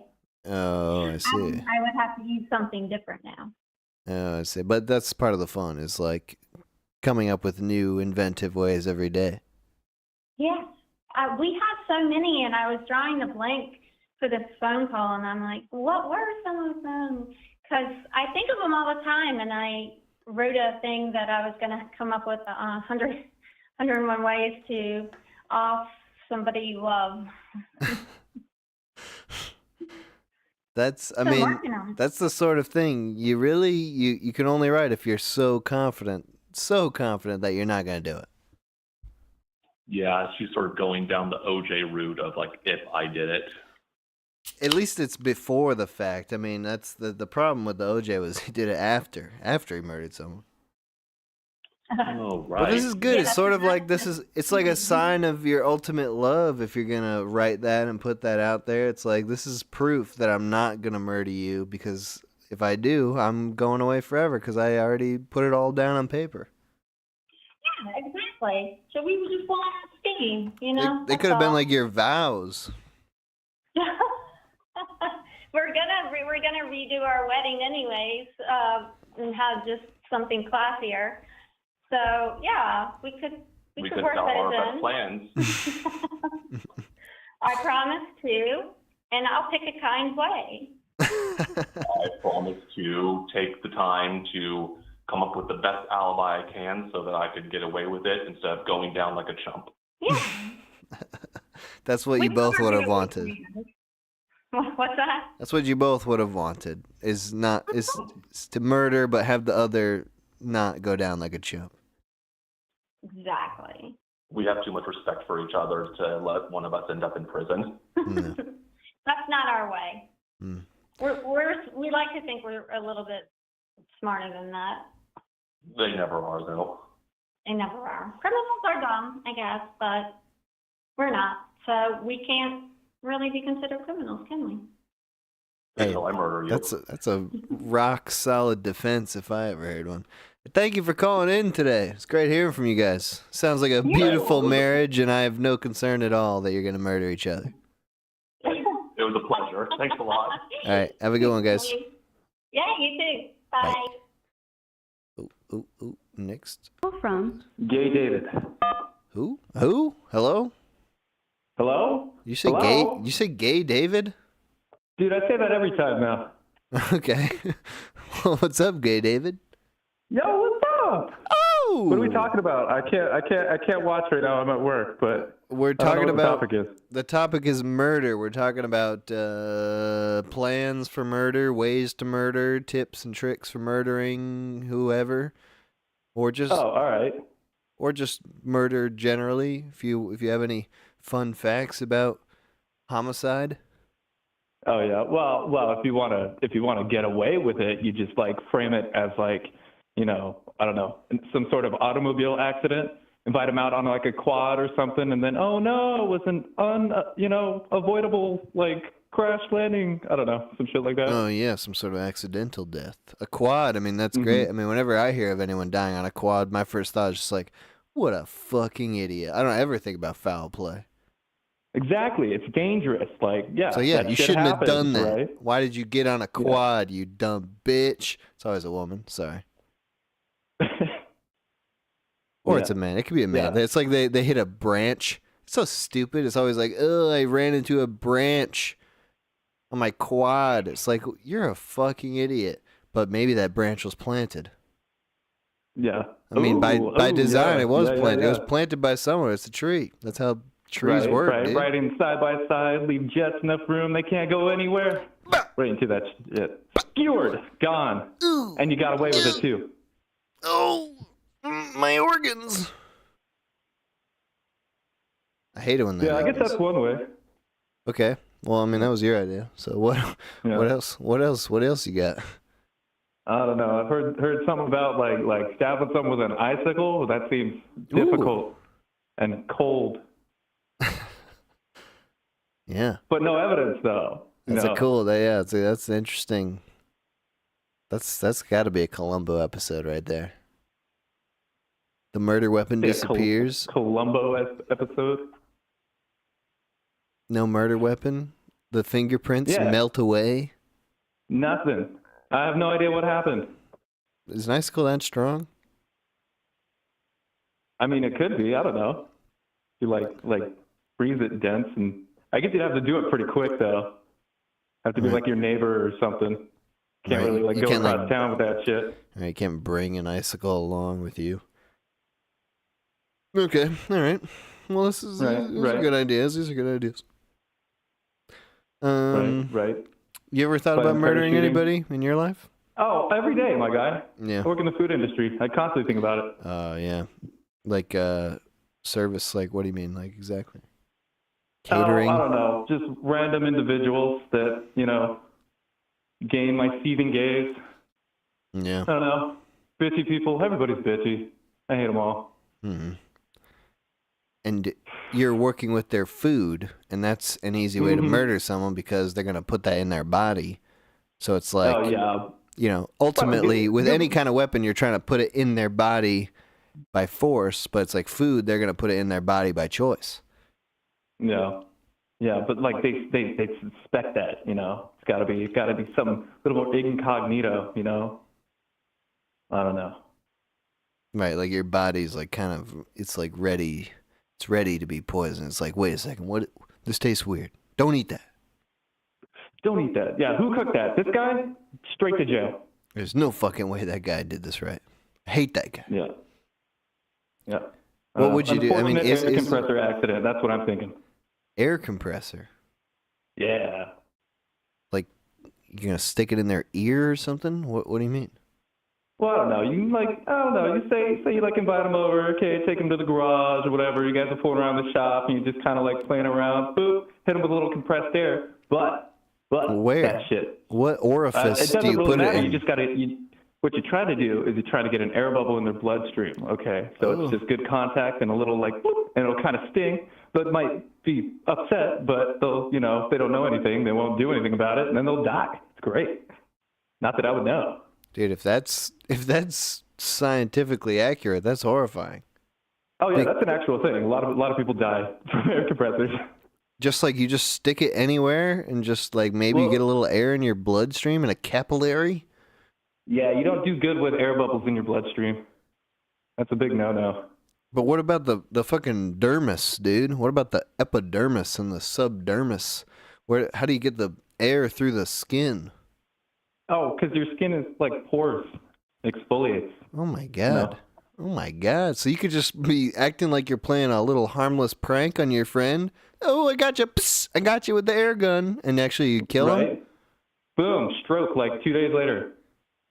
Oh, all right. That's a good one. I'm scared now. Hell yeah. Cool. Because I've been around air gun. I've been around those air compressors, and I thought they were fun. I thought they were all fun and games. Yeah, that's what everyone thinks. That's how they get you. Holy shit! All right, well, hey, thanks for calling in and giving us that hint. Hey, always a pleasure, my guy. All right, you have a good day. You too. Take care. Bye bye. That was a little. That one was scary to me. Am I just getting drunk enough that now I'm taking this seriously? Because I'm scared. Call from Jayden. Jayden. Hey, what's up? Jayden, we're talking about murder today. What do you got to say? Who you gonna murder? I'm more interested in who's trying to murder me. You ever get that feeling? Talking about suicide? No, I'm saying, you ever feel like someone's out there trying to get you? Oh, you feel like if you were targeted. Going to be murdered. Like, yeah, who's out there? Who do you think? Who wants you dead? What's your theories on this? I mean, I've had dreams about my sister murdering me. I've had dreams about my sister murdering my mom. I've thought about my sister murdering my pets. She could do it. She could definitely do it. What's going on with your sister? What's the She's she a psycho? Yeah, just like, horror movies, all the kids that are messed up. She's like that. She's just a messed So up. I gotta sleep with one eye open for sure. She your older or younger sister? Younger. Is this perhaps I mean, I hate to just go armchair psychologist on you, Jayden, but maybe you just feel a little guilty about being mean to your younger sister. I just know how older siblings are to younger siblings. Maybe you feel a little bit of guilt about how you raised your younger sister. Am I touching something here, or am I way off base? No, you're right. I used to throw milk on her. You threw milk on her. Yeah, when she was a kid. So, I mean, I deserve it. That's what I'm saying. Like, if someone was going to murder me, this is evidence. It was definitely her. Yeah, like she's been waiting to cash this check for years. Mm-hmm. And what about her killing your cat or your mom? Like, Oh, she said she was going to kill my cat once. So I'm not just pulling it out of thin air. She said she was going to do it. oh, did she say how, or she's just threatening? I did, but I mean, she did, but I'm not gonna. We don't need to go in there, do we? I mean, if you know, maybe it's good to get it out there in public, just in case. Well, I mean, if my cat gets strangled, it was her, because that's what she said she was gonna going to do. strangle your cat. cat. Like Looney Tunes, when you like ring him by the neck. Oh, ooh, Yeah, that's graphic. I know, my poor cat. Is your cat still alive today? Oh, he's fine for now. Hopefully Okay. forever. Wow. So, is your sister in the house? Well, right now I'm at home, luckily, but yeah, I do live with her. Yeah, okay. She lives in the house. Yeah, You're in the house of the potential murderer. yeah. Future. How do you, are there things you can do to make amends or amend her psychology in some way to make her a normal, non-murdering person? You tell me. Oh, I don't know. I mean, she hasn't murdered yet, so we can't really draw too many conclusions. For what we know. That's a good point. That's a great You know, point. they always start with like little animals and then they move up. Work up to bigger animals. Yeah, because I see some dead squirrels, so. Some dead what? Squirrels. Okay, I thought you said turtles. No. All right, good. Well, hey, I mean, maybe you could try killing her with kindness. I mean, we have that relationship. You have a brother, right? You ever thought about killing him? No.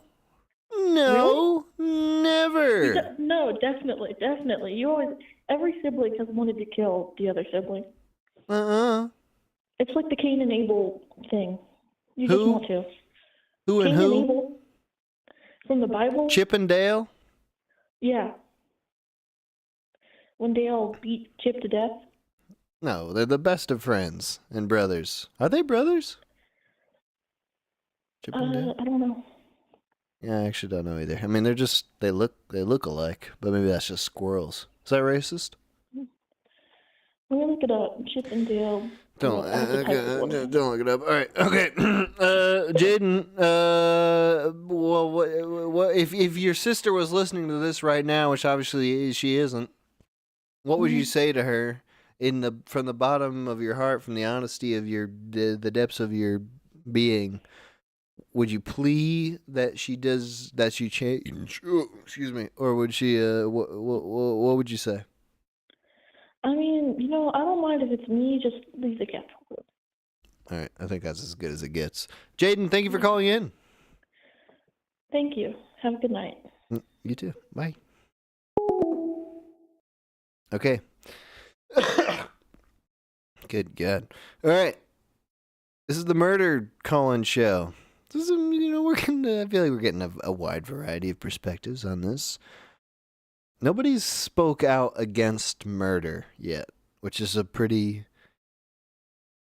just like something to mention or think about. That's not against the rules. You can say murder's wrong. You're allowed to do that. You don't have to. You definitely don't have to. And if we continue down this path, we won't. For now, I'm going to go to the bathroom. We're going to have a short break here. We'll be back in a few minutes with more calls. Once I tried to grow some chronic hash, but those fucking pigs came in and took my stash. They took my stash. It hurts so bad, oh, it makes me want to cry. Oh, how much I need to get high. Mary Jane, come get me out of my brain. Mary Jane, I need you more than ever. Mary Jane, will we meet again? Mary Jane, please get me high. So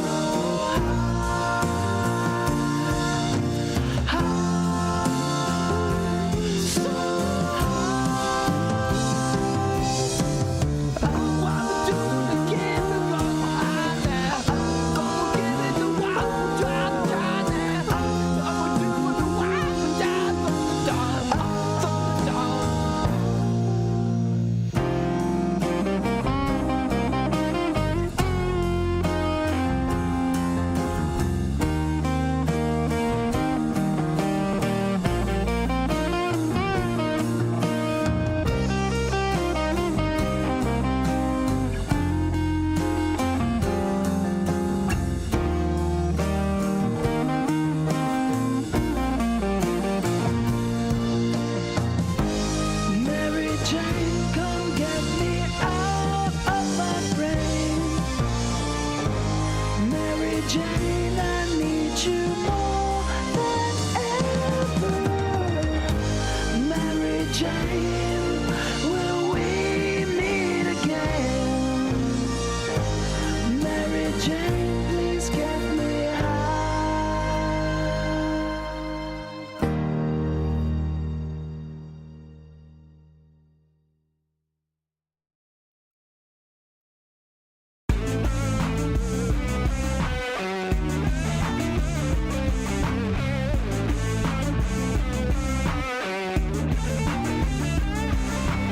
Ancient archipelago with all the people that you know.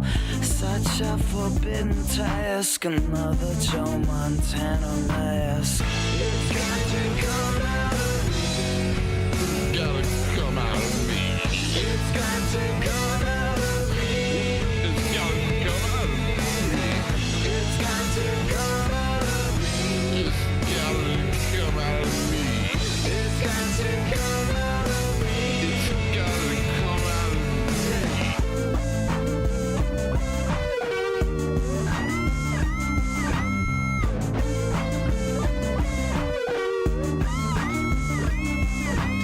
Age of Akamendo, statue of Nintendo, left us a memento, so jump out your window. It's got to come out of me. It's gotta come out of me. It's got to come out of me. It's gotta come out of me. It's got to come out of me. It's gotta come out of me. It's got to come out of me. It's gotta come out of me. It's got to come out of me. Yeah. It's got to come out of me.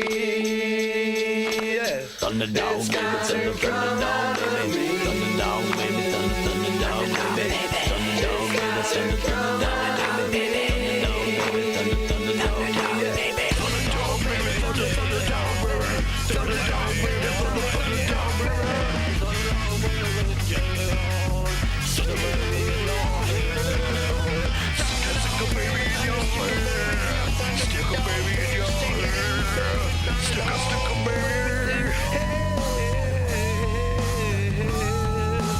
Age of Akamendo, Age of Akamendo, Age of Akamendo, Age of Akamendo, Age of Akamendo, Age of Akamendo, Age of Akamendo, Age of Akamendo.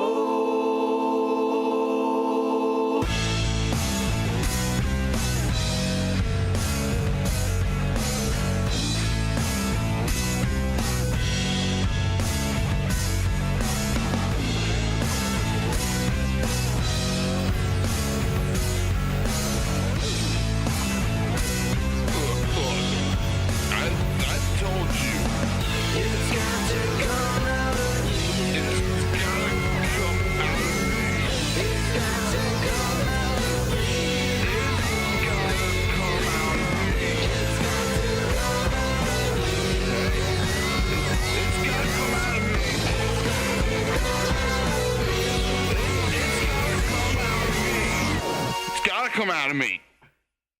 And we're back. Talking about murder today, and here's a call right now. From Hello? What?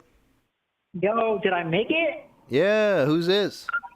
Fuck yes, Aaron, the random ceramic guy that calls every here and there. Oh yeah, Aaron, what's up, dude? How you doing? What's up, man? Good, I'm smoking a steak. You're smoking a Pellet smoking. steak? Yeah, the cheat code, man. That's cool. We're talking about murder today. And you just murdered a cow. Dude, yes. How you feel about that? But my girlfriend, I'm gonna eat the fucking cow, bro. Come on now. What you talking about? That's better than just a cold-blooded murder. At least you're getting something out of it. True. My girlfriend doesn't eat beef only because she thinks cows are too cute, and she actually kind of gets like bummed out about it. They are cute. You know? I mean, but man's got to do what a man's got to do. I know, man. Let me eat my shmeat. So, what do you have to say about murder today? You got some hints for potential murderers out there, or maybe you want to rail against murder? That'll be a first on the stream. I mean, I don't think murder is good. I had a friend get domed because of so this dude, right? I feel bad because I feel like me and my brother, we're a bunch of hooligans when we were little kids and we fucked around a lot. Hmm. And so we met this nice little Christian boy who we kind of got into some bullshit. And then from there, I feel like we were that gateway drug and he got into a bunch of bad shit. You know, drugs and the usual. I think he started dealing drugs, which was the problem. And fucking, like, it went bad. I don't know. He pissed a couple people off and they fucking shot him. You had a friend who got murdered? Yeah, so they're straight up murdered. I feel really bad because, like, we're still close with his family, but over the years I kind of grew distant from him because he was fucking around with bad shit. And also joined the military, so I'm like, I'm not home. How close of friends were you with this guy? At one point, very close. My brother was a lot closer because he'd hang out with him, and I kind of stopped because he was doing, like, drugs and all that other random bullshit. Wasn't my thing. I mean, you sound. You just don't sound. I mean, how long ago was this? A couple years. You don't sound that affected by it, to be honest. I'll be honest. Now, after a while, I feel worse off for his family, and I do feel bad. It's just since we stopped being closer, it's like dwell on it. Like I'm like pacing real hard because if I'm on the phone, I pace. That's cool. You know, like good old ADHD. Love doing that. Yeah. If I sit down and get bummed out about it, I'll sit down and get bummed out about it, but I kind of don't want to. What do you think about in that scenario? Are you kind of just is the sadness just being like about the circumstance? Like that he was caught up in this scenario that led to this event? It's more like the dude's gone, you know, and like his family, they're really, really nice people. Like, you think of Christian people and you kind of sometimes you think like, oh, these motherfuckers like fell on their beliefs then, you throw blah, blah, blah. I don't like big religion, so, you know, I got a bad, when I hear something like, oh, I'm Christian, I'm like, okay, so you're probably like possibly an overbearing bastard. Right, It's people like proclaiming it to me. we like to dunk on those people. Yeah. But this family, well, yeah, they were Christian, and, like, they talk about God and whatnot, but they were still, like, super nice. Because, like, growing up, they were neighbors down the street. And growing up, like, they just kind of took care of us. They didn't really ask for anything in return. You know, like, it was his grandma, and then I remember, like, I saw him playing with a sword outside on his yard, and I'm like, yo, man, you want to hang out? And he's like, sure. How do you think that happened then? Like, going down such a fraught road, a fraught path that actually led to being fucking murdered. I mean, that is not the path that most of us take. I know. So growing up, you know, like he'd hang out with me and my brother. And my brother Robert was Like, he's gotten to some drugs, but not nearly the type. He's gotten to some fucking around. What are the drugs, by the way? Like, what drugs are we talking about? I know for sure, like, pot, acid, shrooms. Not like the harder ones, but I could imagine this guy getting probably, like, cocaine. I don't know if he ever did meth or anything crazy, but I can imagine he got into coke. Okay. But he's a little bit of an asshole sometimes, because I remember in, like, 8th grade or something, he started, like, the duct tape wallet hustle. And sometimes people would give him money for stuff, and he just wouldn't fucking finish the duct tape wallets and get it back to him. He's like, oh, well, fuck it. They're not going to come back to me. And I'm like, bro, what? You got to, like, give me the product. And I think, like, from there, hanging out with my brother, just hanging out with people, like, a bunch of potheads, he just started, like, no, I'm not saying, like, oh, weed smokers are going to get you fucking murdered. I don't know how he did it, but he got in with the wrong people, through the stoners, through, like, fucking around. Since his parents were kind of Christian and a little bit imposing, I bet that, like, you know, like a lot of Christian parents kind of breed sneaky fucking children if they're super strict. I could see that. Like the need to, like, if you got parents that are so strict that it's like you can't tell them the truth ever, so it's kind of you get used to lying to them, and then you could just go down a whole path of lying about everything. So he was people were buying duct tape wallets from him, and he wouldn't finish making them. Yeah, that was in like 8th grade, you know, some shit like that. That's I know, like, bro, and so I think he might have fucked over someone similarly. I think, if I remember when my brother. No, he didn't get shot over. You're not saying he got shot over a duct tape wallet, though, right? No. It was a drug dispute. Things. Yeah, they caught the people. One of them off themselves, which, you know, fuck it, good riddance. Can't take the fucking. Don't walk the walk, or don't talk the talk. You can't walk the walk. I say that like in a kind of morbid way because the dude killed himself. But that's what you get for fucking rolling up like 4 or 5 deep with your buddies to murder somebody. Like, go fuck yourself. And these people are like, like 17 to 20. You know, like these are young people. They're like kids. Yeah, fucking like right out of high school, around that age, and fucking they just. I don't know. I guess he was driving and they fucking shot him.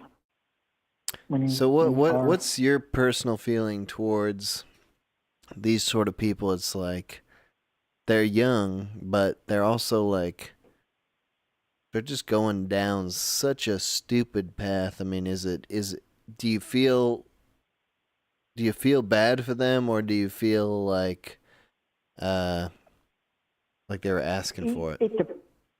It depends on the person. Like, my oldest brother, he is a victim. Like, he's been into hard drugs. He's almost OD'd, you know. Like, he's had a lot harder life. He's my half-brother. But he was made to live with my mom, who was, at the time, like, more a drug addict. On and off homelessness, you know. He was a victim of circumstance in my book. My dad could have stepped up and fucking taken him in, but, you know, he didn't.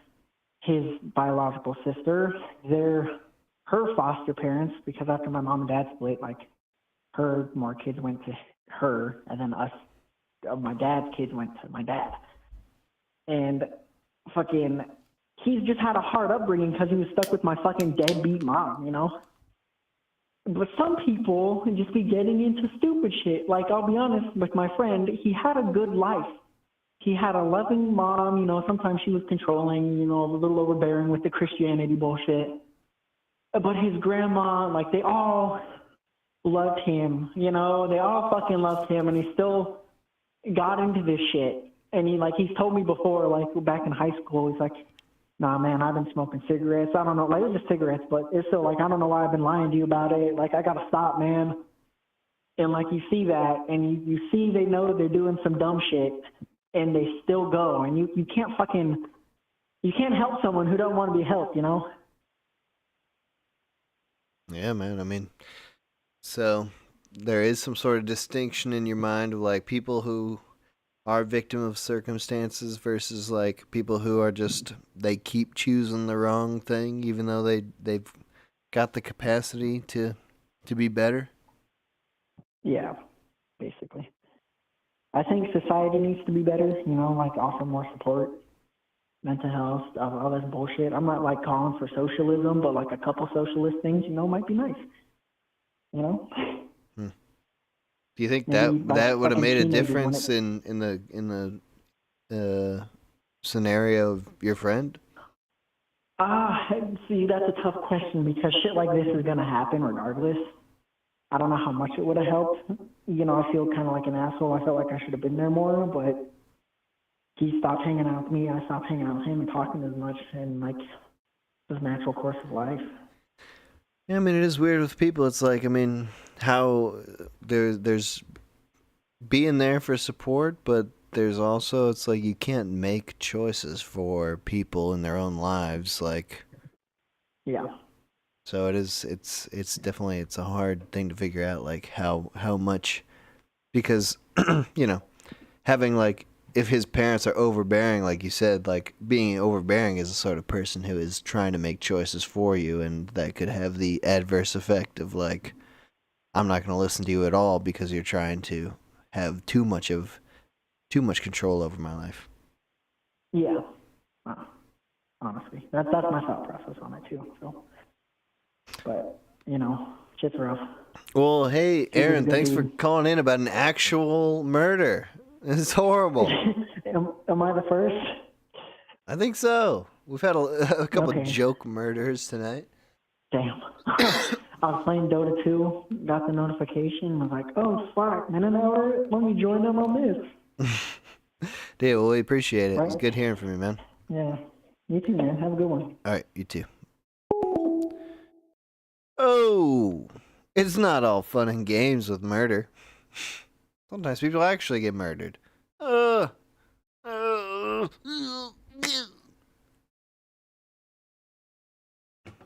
Scary.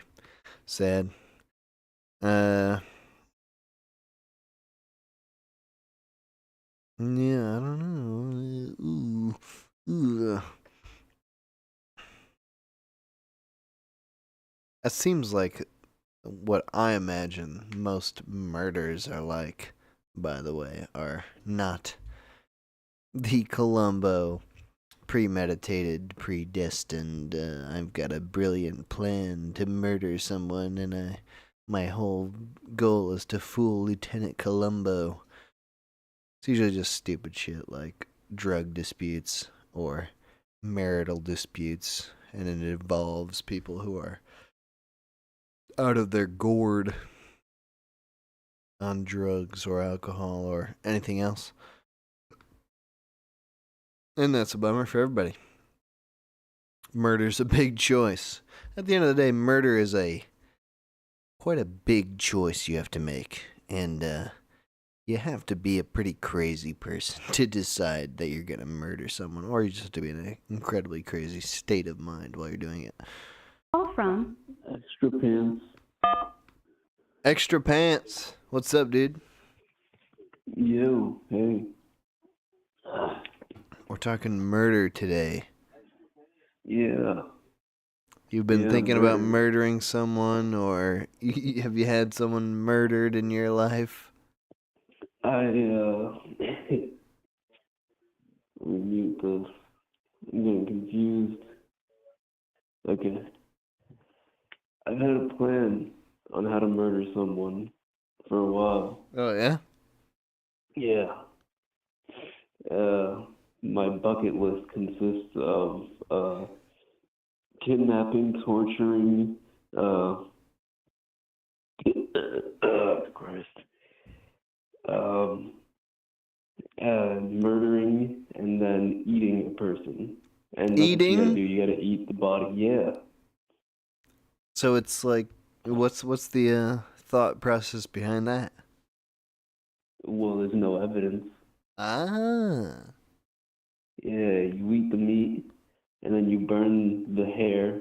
Well, you burn the body, so that way hair and stuff is off them. And then you eat the meat and the skin, and then you grind the bones, and you just kind of like mix it into soil. That's, I mean, that's pretty foolproof. In this scenario, is this it's got to kind of be just like a random target then, right? Because that's getting rid of the body doesn't help. I mean, it helps, but you know, if you've got a tie to them, that's still going to tie them to you. So is this just a random person you're finding? Yeah, basically, like midnight jogger kind of thing. So is it like kind of a crime of opportunity? Like you've just decided at one point, all right, I'm now ready to enact my murder plan, and I'm just going to hang out in the park and wait for the perfect target? No, it has to be like very well planned. Like if I'm gonna eat the person, I want it to be like good meat. Mm. I don't want it to be like somebody who's too like strong, because then it's gonna be like really tough to eat them. You want them to have like nice marbled meat. Yeah, I'd enjoy that. So what is that? What does that person look like? How do you stake that person out? Probably like 160 to 200 pounds. What do they hang out? What like percentage body fat are you looking for? Maybe like 30 to 50. Ooh, nice. Nice and fat. But not too fat, you know. Do you have, and you don't have to say what job you have, but do you have a job that allows you to, while you're on the clock, stake out people? Do you get to see people in your job who aren't necessarily working at your job? Sadly, no. Ooh.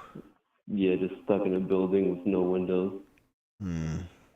Okay. All right. So this would like need to be an off the clock endeavor. Yeah. It'd have to be like a hobby kind of thing. Yeah. And then what? Like, you find them? You start following them? Yeah, for a while.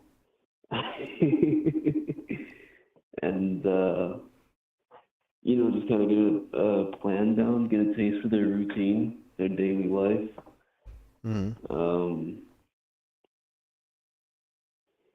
There's going to be a moment where I'll know when to strike, you know? Who it is, or when to do it? When to do it, yeah. Finding who it is, that's going to be an issue, because I would need an outdoor kind of hobby, and I don't really like being around people, so it's like a catch-22 or something. Are there any factors that would disqualify a person beyond their meat? I'm talking about like in their life, like if they have children or something of that sort. Are there moral disqualifying factors for you? Man, I never thought about this part. I'm not gonna eat kids. Yeah. And that's mostly because they don't have enough meat. It wouldn't sustain you for long enough, but that's like veal. Oh my God, you're right. Sort of be like the upper echelon of meat. Right? It'd be so tender. But is there a moral aspect of this? I mean, is there some sort of person who you would think of would be off limits? Perhaps I don't know if you're a religious man, but a priest or a nun, or just, is there any sort of person who might be like, I wouldn't eat them, I would feel bad eating them, essentially? So the moment you asked if there was like anybody who'd be off limits, I thought like maybe a nun. Oh yeah. But then I thought I'm kind of like a degenerate, and I would love to defile a nun. I don't know if that counts as like eating them, but So you can't think of anybody specifically who you wouldn't eat. you said no kids, but then I kind of no kids. You kind of maybe you're waffling on that a little bit.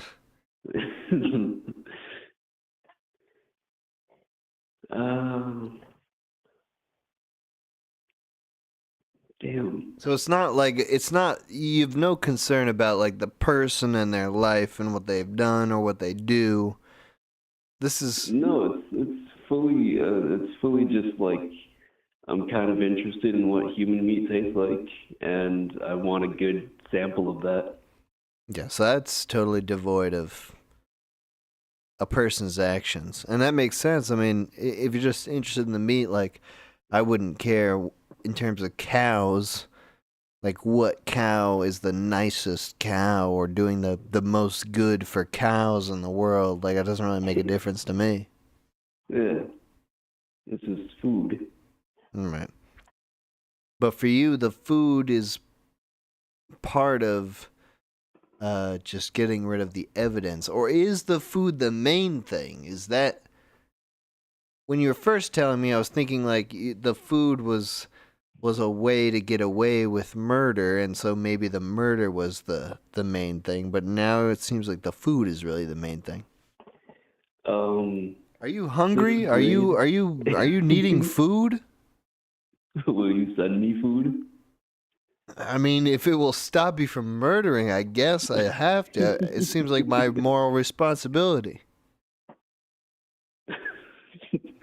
No. It was just in 6th grade, a friend of mine asked me, would I ever eat a person? And I never let go of that question. You've been thinking about it ever since? 2006. Wow. Yeah. And the answer is yes, seems. Yeah. Absolutely. I kind of need to taste it at some point in my life. Well, then, I mean, you don't have to necessarily do that yourself. I mean, I'm sure that you could find a place. Nah. No? I need to know that it's a person. Okay. So way to... if I go to a place, what if they serve me cow meat and they're just like, nah, don't worry, that's a guy. I see. Yeah. It's a good point. That's what I would do if I was in the position. Opening a cannibal restaurant? Exactly. I would just fucking... I mean, because just the legal troubles and the... and the, you know, the logistics of it. It's a lot easier to kill a cow than it is to kill a person, I think. Yeah, it probably is. I mean, I would think it'd be like the same. I mean, a cow, you can just go to a cattle farm, kill a cow. It's like, it's still illegal, but it's, I don't know, you're in terms of legality, yeah, it's easier. But like, if you wanted to, I could walk outside right now and stab somebody. All right. So what's stopping you at this point? And maybe this will be it's the final question here. What's stopping you at this point from doing it? I'm in a very good position in my life. I don't want to. You don't want to lose what you have. Fumble this moment. If I retire, then I might go cannibal. Or if I hit rock bottom, you know, if I'm sucking dick for like food, yeah, I'll maybe go cannibal. I mean, it's purely curiosity. Yeah. An odd fixation that I've had since I was a child. Yeah. All right. Well, thanks for calling in. Yeah, anytime, bro. All right. You have a great day. You too, man. Bye. You know, I feel like this is a thing we all think about at some point or another. What's it like? The forbidden meat? The human tenderloin? What does it taste like? Probably good. I mean, humans pretty good at things in general. Probably tastes good too. Why not? But that doesn't mean we should eat each other. Come on, guys. Come on. From Taylor. What? Hello? Hey. Hello? Hello. Who's this? Taylor. Oh, Taylor. What's up, Taylor? Not much. So my murder conversation is that this is a bit of a wacky one. My aunt is an unresolved murder. What do you mean specifically? Well, so she died under extremely mysterious circumstances, and for a while it was cautiously ruled as a suicide, but it was recently re-examined, and now they're trying to figure out who did it. It was most likely my uncle, and my whole family has known that for years. But oh, yeah. What? So, what were the circumstances of her death? So she had actually just ended up inheriting a local convenience store and had been about to leave her husband. And Your uncle, or is this separate? Yes, my uncle. Okay. And was about to leave my uncle. Everything was pretty much going great for her for the first time in a long time. And all of a sudden, my cousin walks into the house and smells smoke. And he ends up going to the garage, and my aunt was, the way that it was described to all of us, chained with, yes, metal chains to the driver's seat of the car. And then he claims that when he tried to open the door, he saw that she had a lit cigarette. And the car, he claims, exploded. And so at that point, he called my uncle, and paramedics were called. And by the time they got there, my uncle and my cousin have always claimed that they said that it was too hard to ever do an investigation, but it was a very weird scenario where the car exploded and she was chained and she was gesturing to her son, like pointing at a lock and things. It was very weird. And then both the uncle and the cousin have shut up a lot since and moved very far away as soon as they got a payout on insurance. What made the initial investigation of this event, what made them think that that was suicide if she was chained? Basically just my uncle's testimony and the fact that, so this was rural New Hampshire area, and it was maybe a police department of 2 or 3 people that had been around my uncle and his family for years, went hunting with my uncle. So we don't really know what the conversations were on the day that made them inclined to feel that way. But I think that the initial ruling was mostly to try and get an insurance payout to the family, to be honest, because it was an undetermined death for about 2 years before they decided that it was a suicide. And then this was about 7 years ago now. Only this year are they re-examining it. Okay, I don't know I don't know anything about insurance payouts, but doesn't suicide make it so that you don't get an insurance payout? I have no idea on that actually, because that was a big point of contention. So she had, on top of her insurance stuff, she had money set aside that she had been saving to buy the convenience store, but when she had worked there for about 20 years, when the guy that owned it retired, he ended up just giving it to her. And it wasn't anything that was going to make her $1 million, but it was enough that she could support herself. And it was about $20,000 that she had in a safe that he took and basically spent pretty quick. It was gone within a matter of months, the cash. So I'm confused. Okay. The uncle, what seems like I'm listening to this and just being a very cynical perspective on this, but it's like the uncle killed the aunt, chained her to a car, and some of us in the family kind of pushing for the reexamination because he's been convicted of other things, and he threatened her a lot. She had said to us shortly before she died she was afraid that something would happen and he would be the cause of it.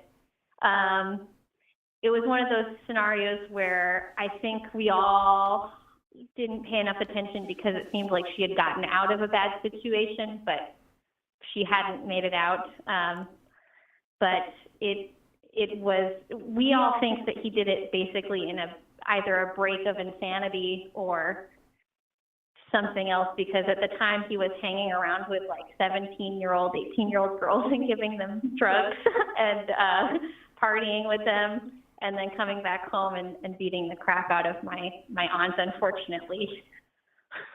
So it was wild, and no one even really knew anything happened until I got a phone call, and I live states away, and I was one of the first people who was called to be told that my aunt was blown up, and that was a weird phone call to try and figure out what was going on. How is it possible that someone could be chained to a car that explodes and that would be deemed anything other than a homicide?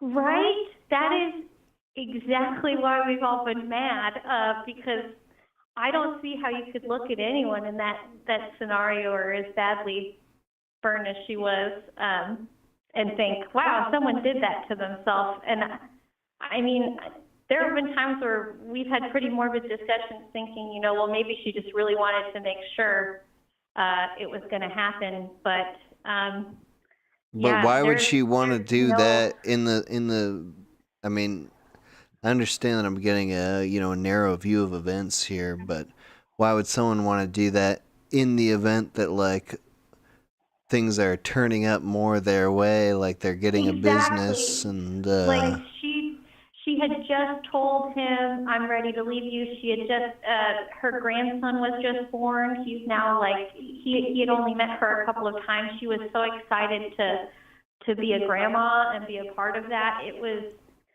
everything screams that it was a homicide, so we've all been fighting to get it reopened, and now it is. So hopefully, I mean, I don't want to find out that my uncle's a murderer because that's the one who I'm actually blood related to, but I would love for her to get justice because it just, to me and everybody else except for my uncle and her son, basically feel like there's no way it happened the way that they tell it.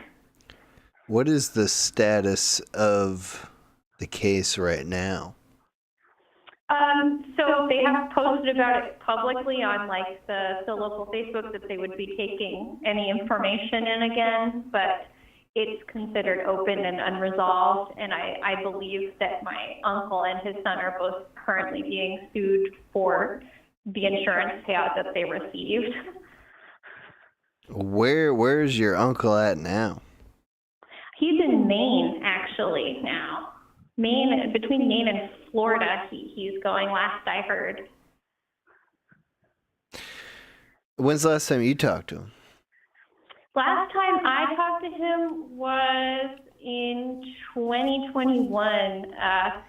He called me out of the blue to wish me a Merry Christmas, and it gave us all the willies.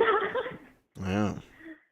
Yeah, I mean, how do you feel about this? Like, when did this happen, by the way? Like, this happened in 2015, so it's been a little while.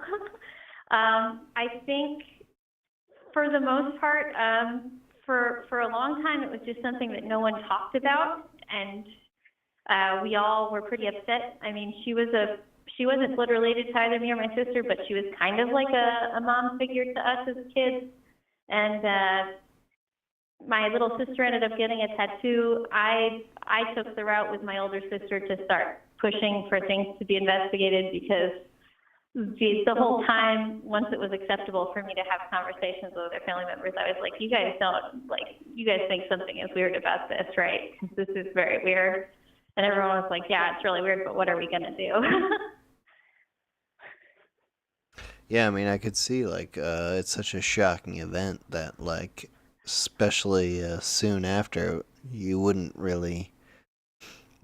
It would be hard to question the official version of events. For sure, too, because I think also there was kind of a piece with, like, me and my dad used to tell a joke, well, maybe she just took the money and ran off to some island and is living on some island with, you know, Elvis and Tupac and Biggie and whatever.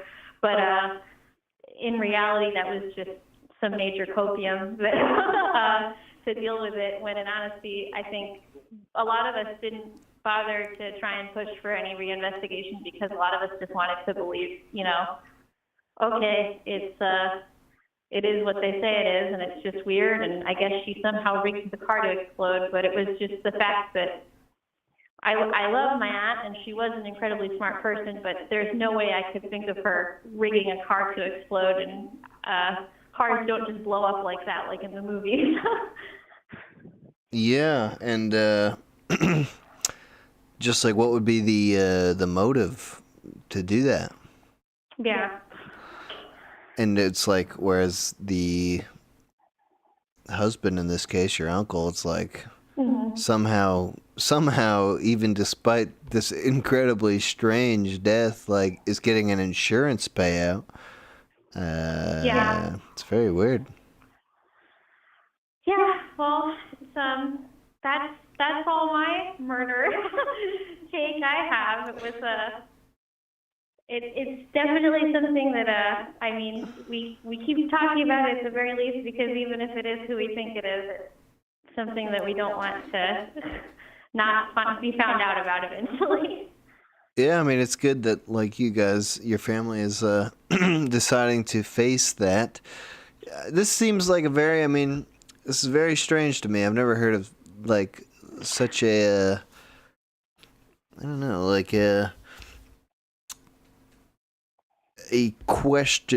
such a questionable case on, like, a very low profile level. Like, you seem like just like a normal person. Yeah, like, you're not some sort of, we're like, not, we weren't any sort of like important people in the community. We have no ties to weird business. Like, they weren't rolling in money. They were just, my uncle was like a contractor who worked with a lot of people and was friends with a lot of people, and hung out with the cops a lot, which that might have worked in his favor, but we don't know. I don't want to say that and have it not be true, but yeah, no, I understand that. yeah, she just ran a convenience store, and I mean, a lot of people came out for the vigil. The convenience store that she ended up owning was like covered in flowers.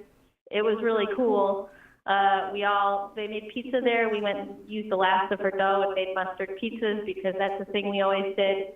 So we had a nice little celebration of her life. But yeah, it's, the further we get from it, the easier it is to kind of look back and be like, oh wow, that was a weird thing that we all should have maybe jumped on. Do you ever think about, then, given what you just said about how, like, you're not involved in that, in any kind of underworld or anything, where it's like, do you ever think about that, like, across, I guess, America, because we'll keep it to the country, but it's like, how do you think, is this more common than we think, or is this a very, very rare, uncommon occurrence?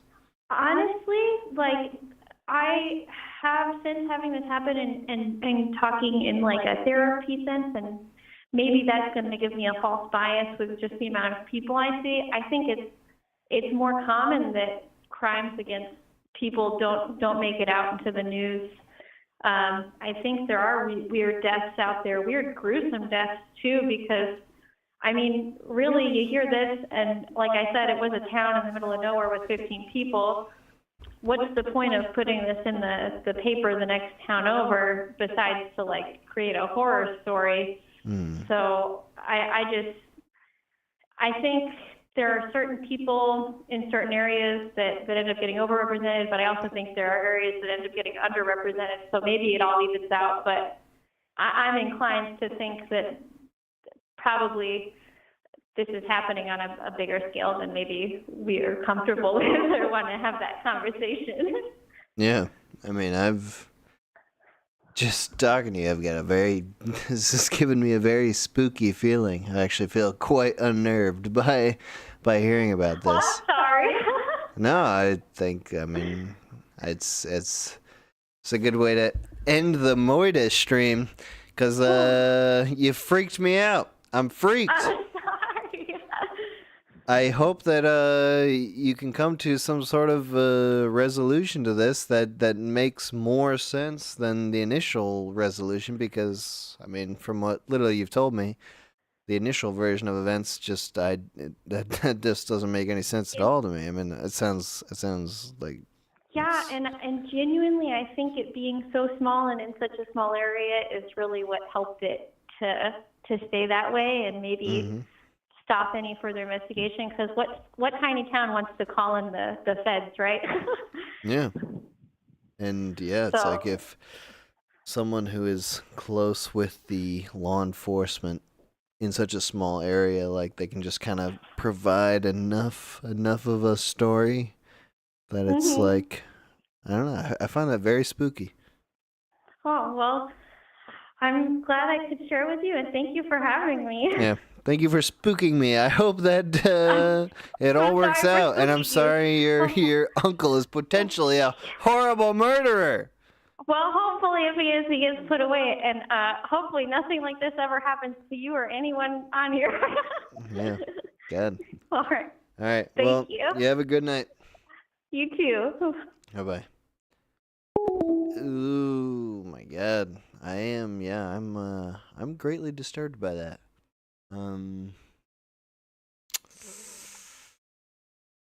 Yeah, I just got the feeling from listening to that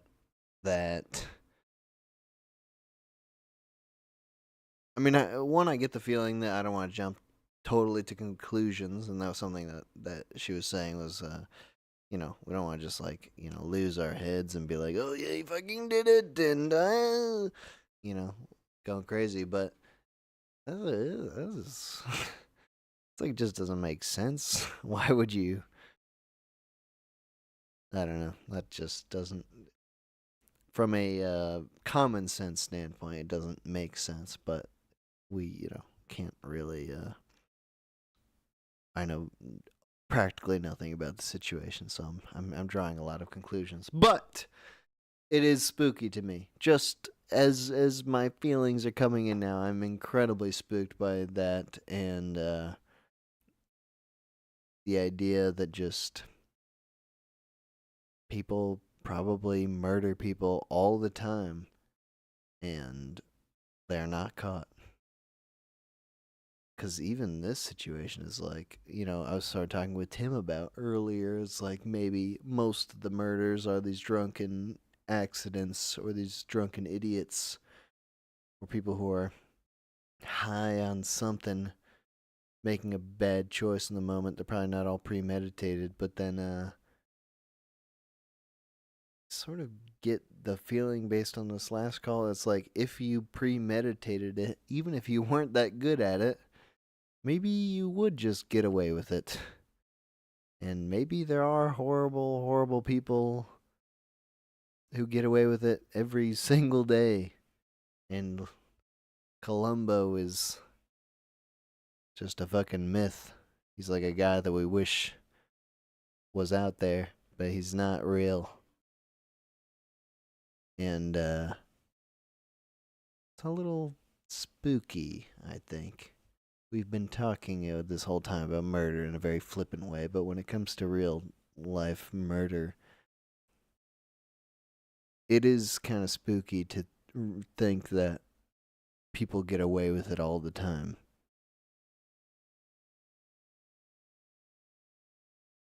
I think of myself as a realist, but I feel like in a sort of naive way, like I think that people do they don't get away with it. And if they get away with it, it's just because of an anonymity thing of like it could have been anyone, but it's like if you could murder your wife and still get away with it. I mean, you're the number one suspect if your wife is murdered. So yeah, that's a bit of a freaky thing for me. We're just gonna listen to a couple more songs here. I don't know if we're gonna do any more calls, but I gotta go to the bathroom real bad. I want to do a little final thing here, but first I'm gonna go to the bathroom.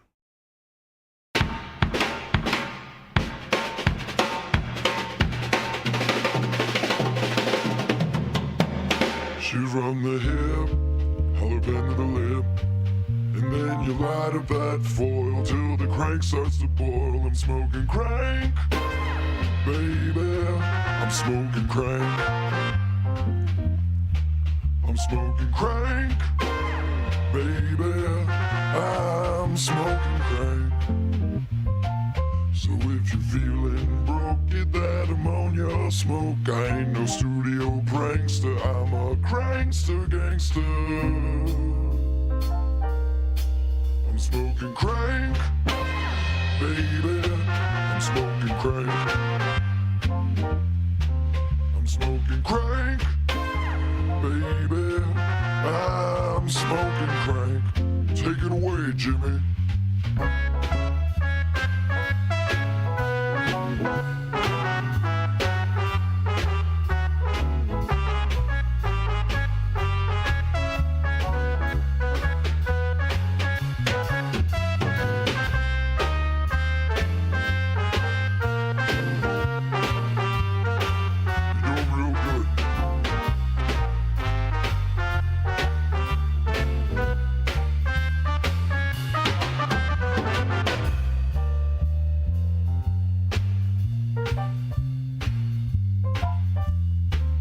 Smoking crank, baby, I'm smoking crank. I'm smoking crank, baby, I'm smoking crank. Now let me tell you, I'm smoking crank, baby, I'm smoking crank. I'm smoking crank, baby, smoking crank, yeah. Okay, that's going to be the stream today. We're done with calls. I'm just going to briefly say, if you go to chunkmonthly.gumroad.com, chunkmonthly.gumroad.com, you can sign up for Chunk. You can pay $10 a month and you'll get a new chunk in the mail every month. It's a piece of physical media. It could be a comic, a zine, or a CD, or more. Working with a bunch of independent artists, working on stuff. It's a new chunk every month. Also, if you don't have the money right now, or if you don't want to pay the money, you just put your email in the subscribe box on the top. Put your email in there, and then you will get updates about when new chunks are available for sale. So you don't have to be paying $10 a month. You could just pay when they're ready, when they're about to be shipped out. And that's also what you should do if you are an international person, because you can't sign up for Chunk if you're outside of the U.S. I'm sorry, it's a whole stupid thing with Gumroad. Maybe it'll be fixed someday, but right now, only U.S. people can sign up for the $10 monthly option. Right now, the chunk of the month is Matters. So you can buy Matters, this album, the songs that you've been listening to on this stream from Gas Mask Family. It's a nice CD that we printed. All nice for you. Jewel case, 12 tracks, lovely bifolded insert, all the sort of, all the fixins on this CD. Comes with a sticker. You can buy that individually. It's $10 plus shipping. You buy it individually. When you're doing Chunk monthly, you're paying just $10 flat. That's shipping included. If you sign up for Chunk monthly right now, what you're paying for is Bug Saga, Volumes 3 and 3.5. We sold Volumes 1 and 2 earlier this year. Probably we're going to be reprinting 1 and 2 to go with 3 and 3.5. That's not entirely set in stone yet, but, you know, that's something we're trying to do. chunkmonthly.gumroad.com. It's a monthly publishing and printing thing that me and Moxie Famous are doing. It's new stuff every month, independent artists. You can sign up for the monthly thing. You can put your email in, just get information about when it's coming out. That's the whole deal there. This month, all the music that's been going on the stream, Matters, the Matters album from Gas Mask Family. You can buy that right now. Okay. I'm going to stop the stream. I'm going to play just the remaining songs on this album and then call it for this stream. We've got 3 more songs here, so we're just going to play. It's like 12 minutes, 10 minutes of music here just to play us out. Thank you for everyone who called into the Moida stream. I got really spooked by the last call. I don't want to talk to anybody anymore. I don't want to make light of murder anymore because we just got wind of what sounds like a real murder, and it freaked me out. And I'm freaked. I'm freaked and spooked, and that's got to be that. But thank you everyone who did call in. It was a good time. And check out Chunk if you're interested in that. We've put out 10, 12 chunks so far. All fun stuff. Comics, zines, CDs. There's more to come. There is a new minute-hour album that is in the works called YouTube Heaven that will be published through Chunk. It'll also be free on YouTube. So these Chunk things, you don't have to buy them to experience them, but you buy them to get them physically. So with YouTube Heaven, that'll be on YouTube. You don't have to pay for it, but you can pay for the CD when that comes out in a few months down the line. With this Matters album, you can find that album on Bandcamp. You can stream it there. Matters, Gas Mask Family, Bandcamp. Search that. You'll find it. Or you can just listen to the music that we're playing on the stream right now. But if you want the actual physical CD, then you buy it through Chunk. And it's worth it. It's a nice CD. It looks nice. Everything's all done up nice. We put a lot of effort into designing it and putting it all together. So we think it's worth it.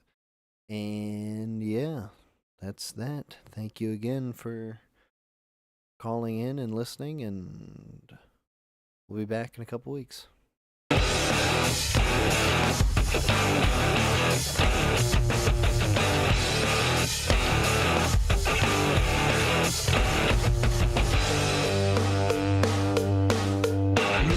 Photosynthesis, my verbal power decreases. My thesis, flinging thesis, dip minds and consequences. It will self-repel. Nuclear fission, reject your decision and return you to your atomic self. My mitochondria begin the power induction, atomic destruction that separates, array, and dissect. Begin production, your nucleus cannot stable. My cellular fable, I'm neither animal nor mineral. My mind resonating, no relating, you're just debating. My lyrical education travel through my body, it speeds and crush velocity. This is an atrocity, consuming for ferocity. My rhymes are bomb dropping, no stopping, telling you how and drowning, dispounding. You're not the balance, I'm just because you're weak. I think I'm a creature of agitation. Moral pain to stay through the price for education. Cause you lie like you beat your meat and real defeat. It's imminent, fear just make you penitent. As the helium and oxygen affect my toxic skin. Turn gravity back, gravity back. Turn gravity back, remind you. Turn gravity back, gravity back. Turn gravity back, remind you.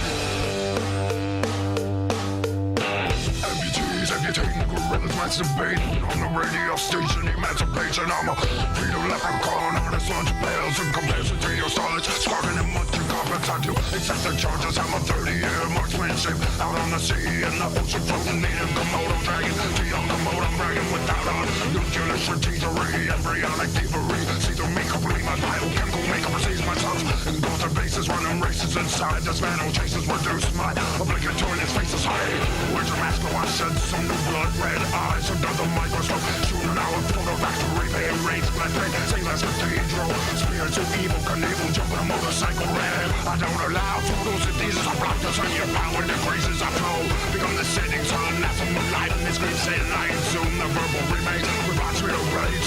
Assimilate, incorporate this pollution, complete the revolution. Turn gravity back, gravity back. Turn gravity back, remind you. Turn gravity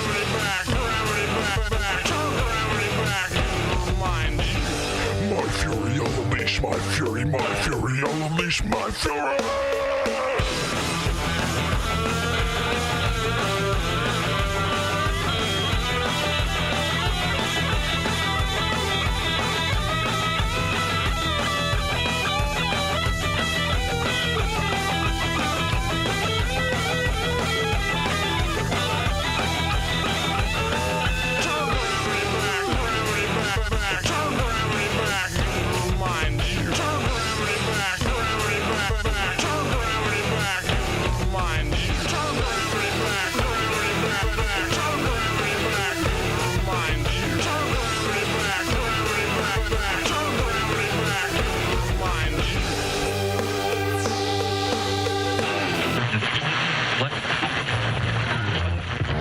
Revelations 1,007,014. And Joseph of Arimathea spoke to his people.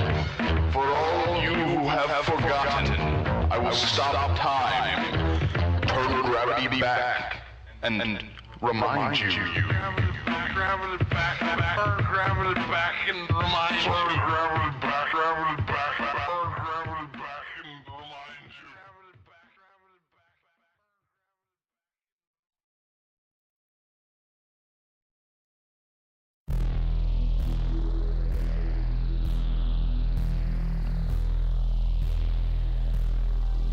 I keep dreaming of a girl and a world red and broken. So I went on a vacation, then hit recall. They'll kill us all. What the fuck did I do, Harry? I don't know anything about Mars. I killed Harry and my wife too. I'm assassin. Total recall. Let them breathe. I'm a man of my actions, not a man of my past. Breathe blue unto red.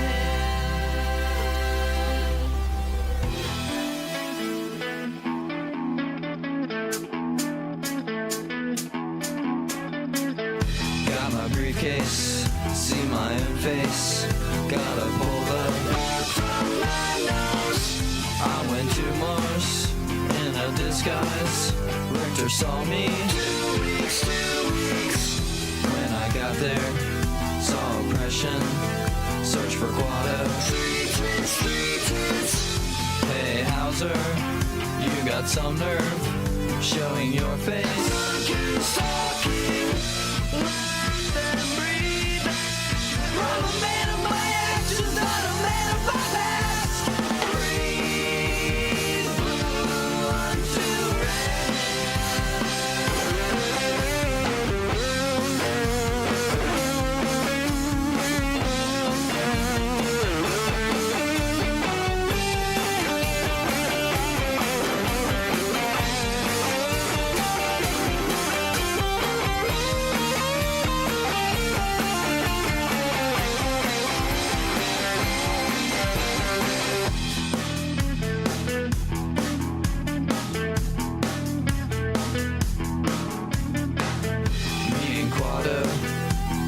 crazy, mutant stomach. Words to live by.